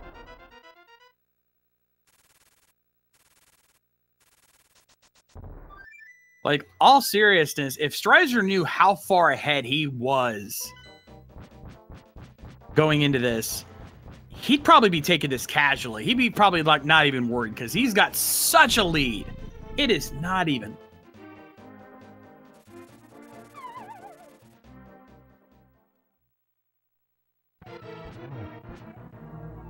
And once again, Ganon is singing, I always forget, Pink Floyd? I don't know. I've never seen that one before, actually. That's a new one. Could have sworn I've seen that multiple times on the last couple of races, whether, you know, this combo randomizer or the standalone. Anyway, we're on phase 2. Now, bear in mind, this race is not over just after defeating Ganon. He still has to go finish off Mother Brain, but that is a much quicker fight. So, at this rate, there is a good chance that Ninban will at least get 1 crystal before he finishes, but outside of that, this race is over.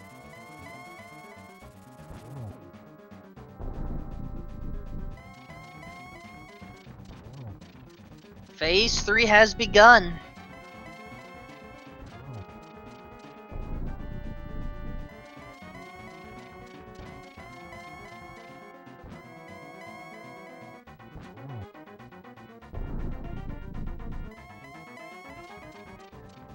And yes, Ganon, we did find those silver arrows in criteria.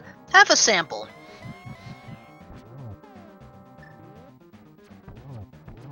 Nice double there from Strizer. And down goes the pig. We've got bacon. Everyone in chat, get your G's in there. Get your single G's in there. Yeah, we're not ready for double G's, because we still have another game to finish.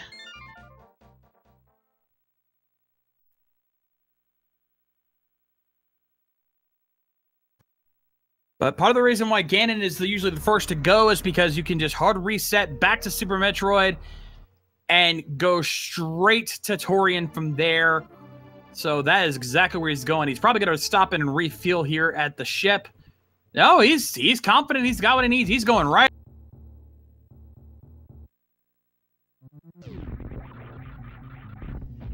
So I kind of have to wonder, where is the Morph Ball bombs at this rate? We never saw them at all.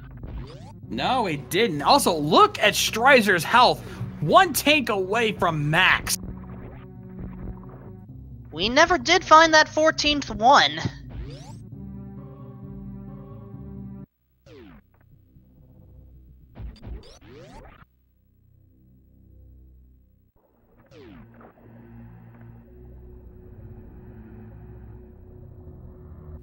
Odds are good Morph Ball bombs are probably in Ganon's tower. There was still a lot of GT left to uncover, and since it's not a required item, it could be there.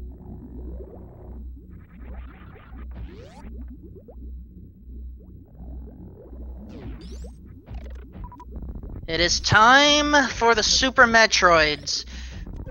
Freeze them with the Ice Beam, 1 Super or 5 regular missiles will take them out. If you don't have the Ice Beam, I want to say 3 Power Bombs will do, but you will risk having your energy literally drained from it. Well, thankfully, with as much energy as Strizer had, that wouldn't have been an issue.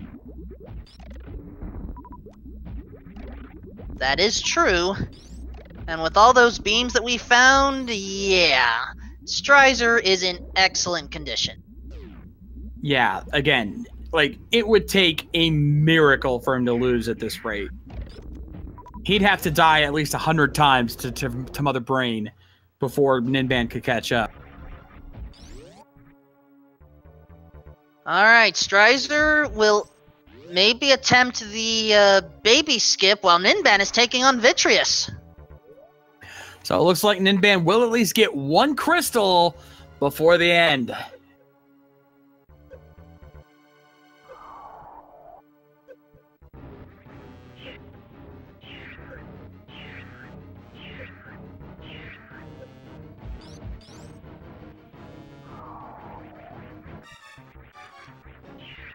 And caught by the baby. Yeah, but he did manage to turn right, so he also took his armors off, so he knew he didn't intend to do baby. For those that are more unfamiliar with some of the speed tech, why is turning right so significant? What was that? Why is turning right so significant? Simply put, there's if you're facing left, there's an animation of you standing back up, but if you face to the right, it skips that animation, so it saves you a few frames.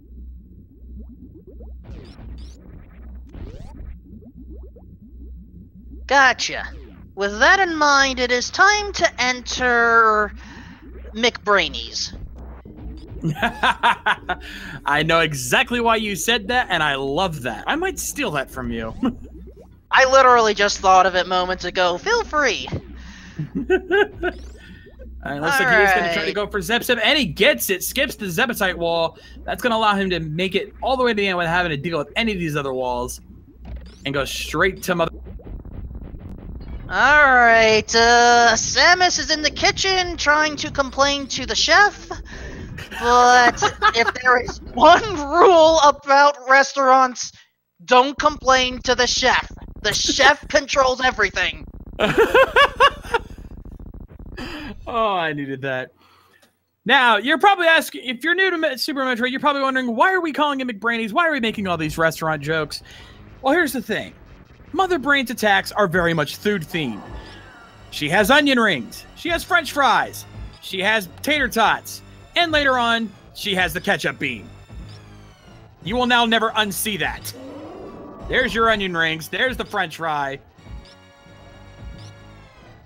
I always thought the tater tots were chicken nuggets, but either works.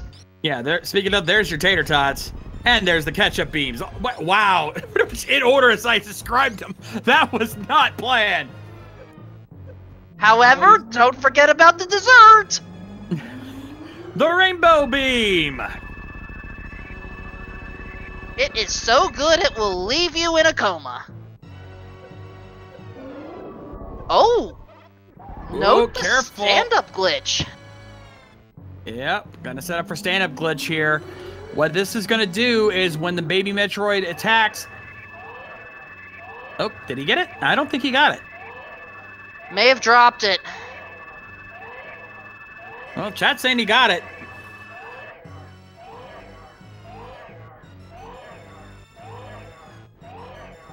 Now, there is still a potential chance... Nope, he got it.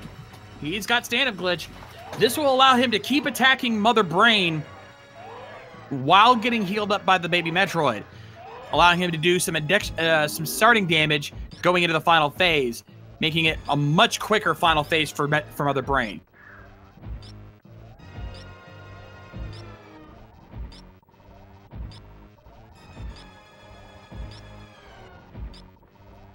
Now, there is a slim chance of a soft lock here, but given his circumstances, you know, that's the last thing he...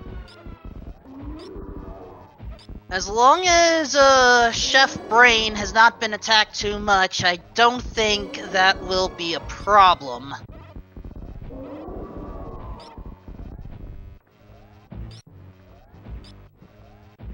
And now, if you liked the M&M Beam of Destruction, Samus now wields it. Or, excuse me, the Skittle Beam. And D8 Stomp, you have no clue how one-sided this was. But here we go. Strizer in the final phase immediately takes out Mother Brain. And Ninban, I think, is going to be going to Tourian. Go for it. I was just saying, Ninban on his way to Tourian now to finish up, but Strizer87, the countdown is on. 3 minutes to get out. If he knew how much time he had, he'd probably save the animals because he's got more than enough time. This is what you get when you can't negotiate with the chef. You end up causing the whole place to explode.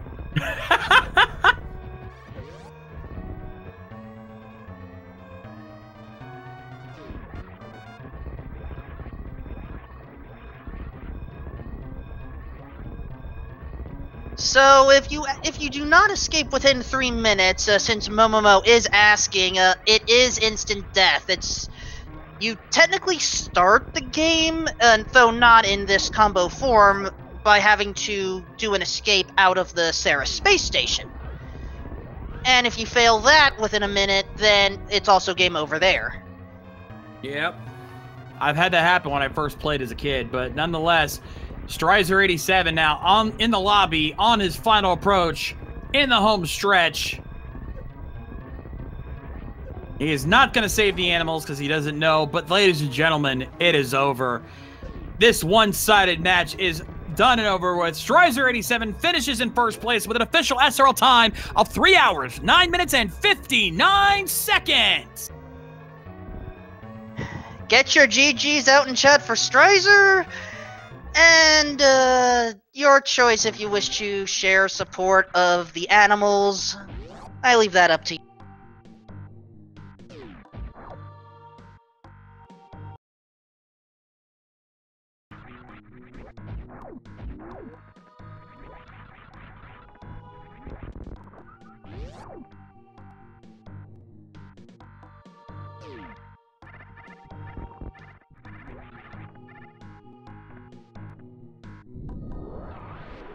And as we see Zebes destroyed, no animals escape this time.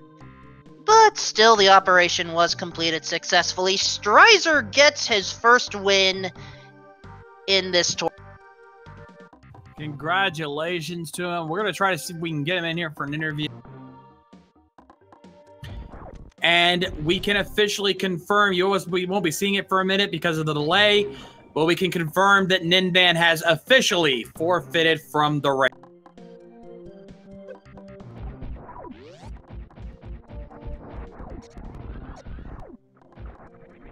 Wasn't sure when we could go for that, but okay.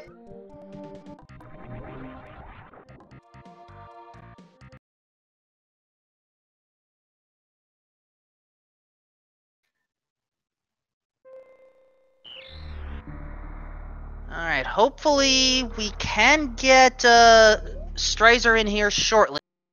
He's gonna pop up on his Discord. He'll be in here shortly. And honestly, I don't blame Ninban for forfeiting. Like, if he was close to the end, I could see him going for it. But he was so far behind with only one crystal. It'd have been another hour of us sitting here waiting for him. And I think even he knew that would have been just brutal for everybody, including himself. I feel bad for him, though. Again, I know Ninban. He's a great runner. I've seen some amazing races from this guy.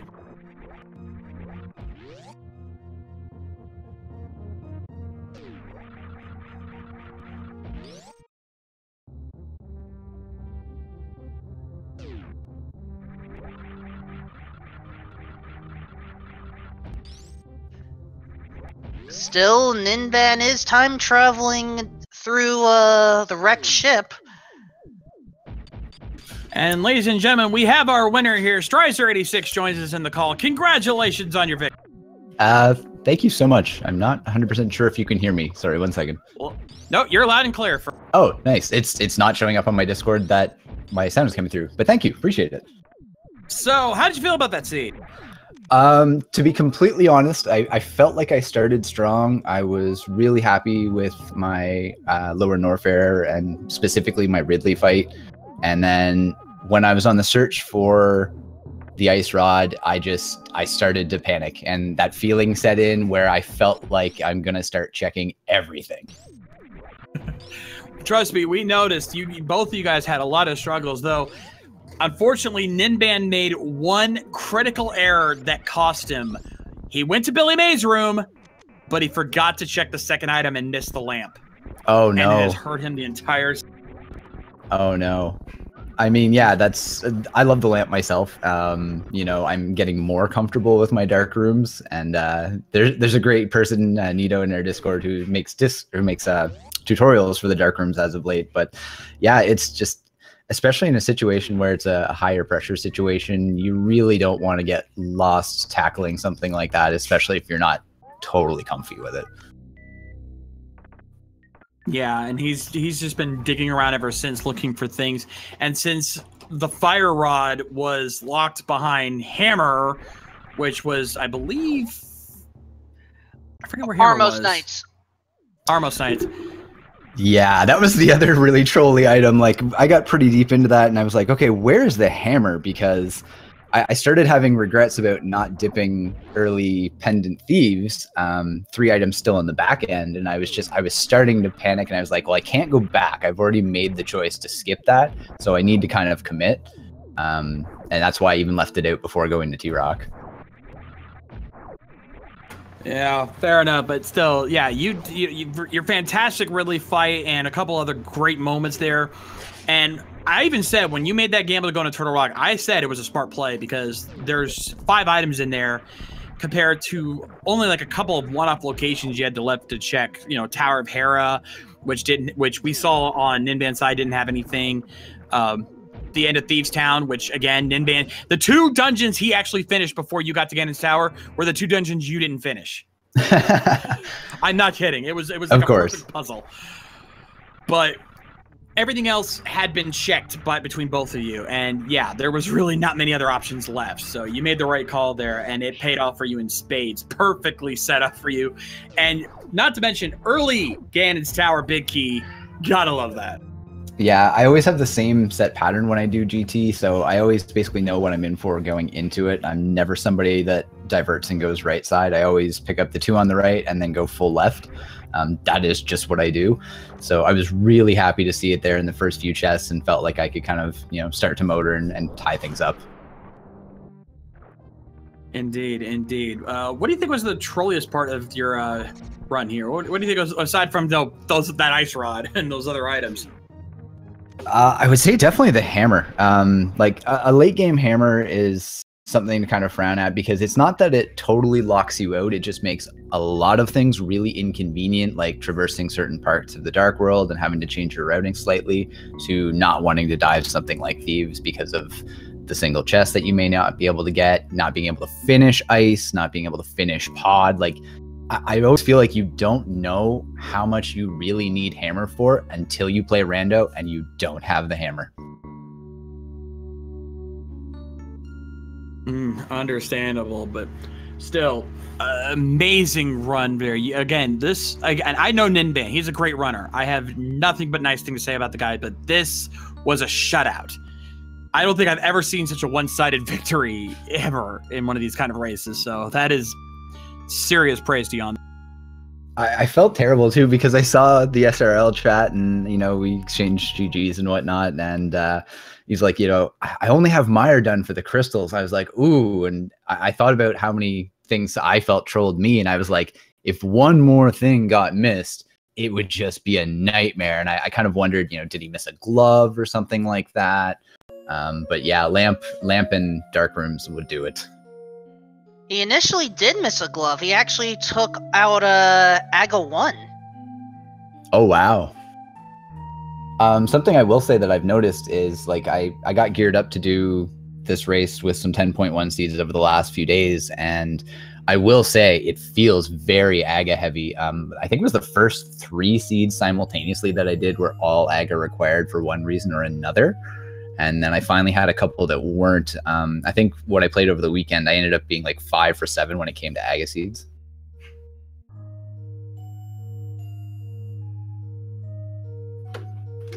Ooh, still, it was an enjoyable race. It was good to see this. And any last thoughts from you before we wrap things?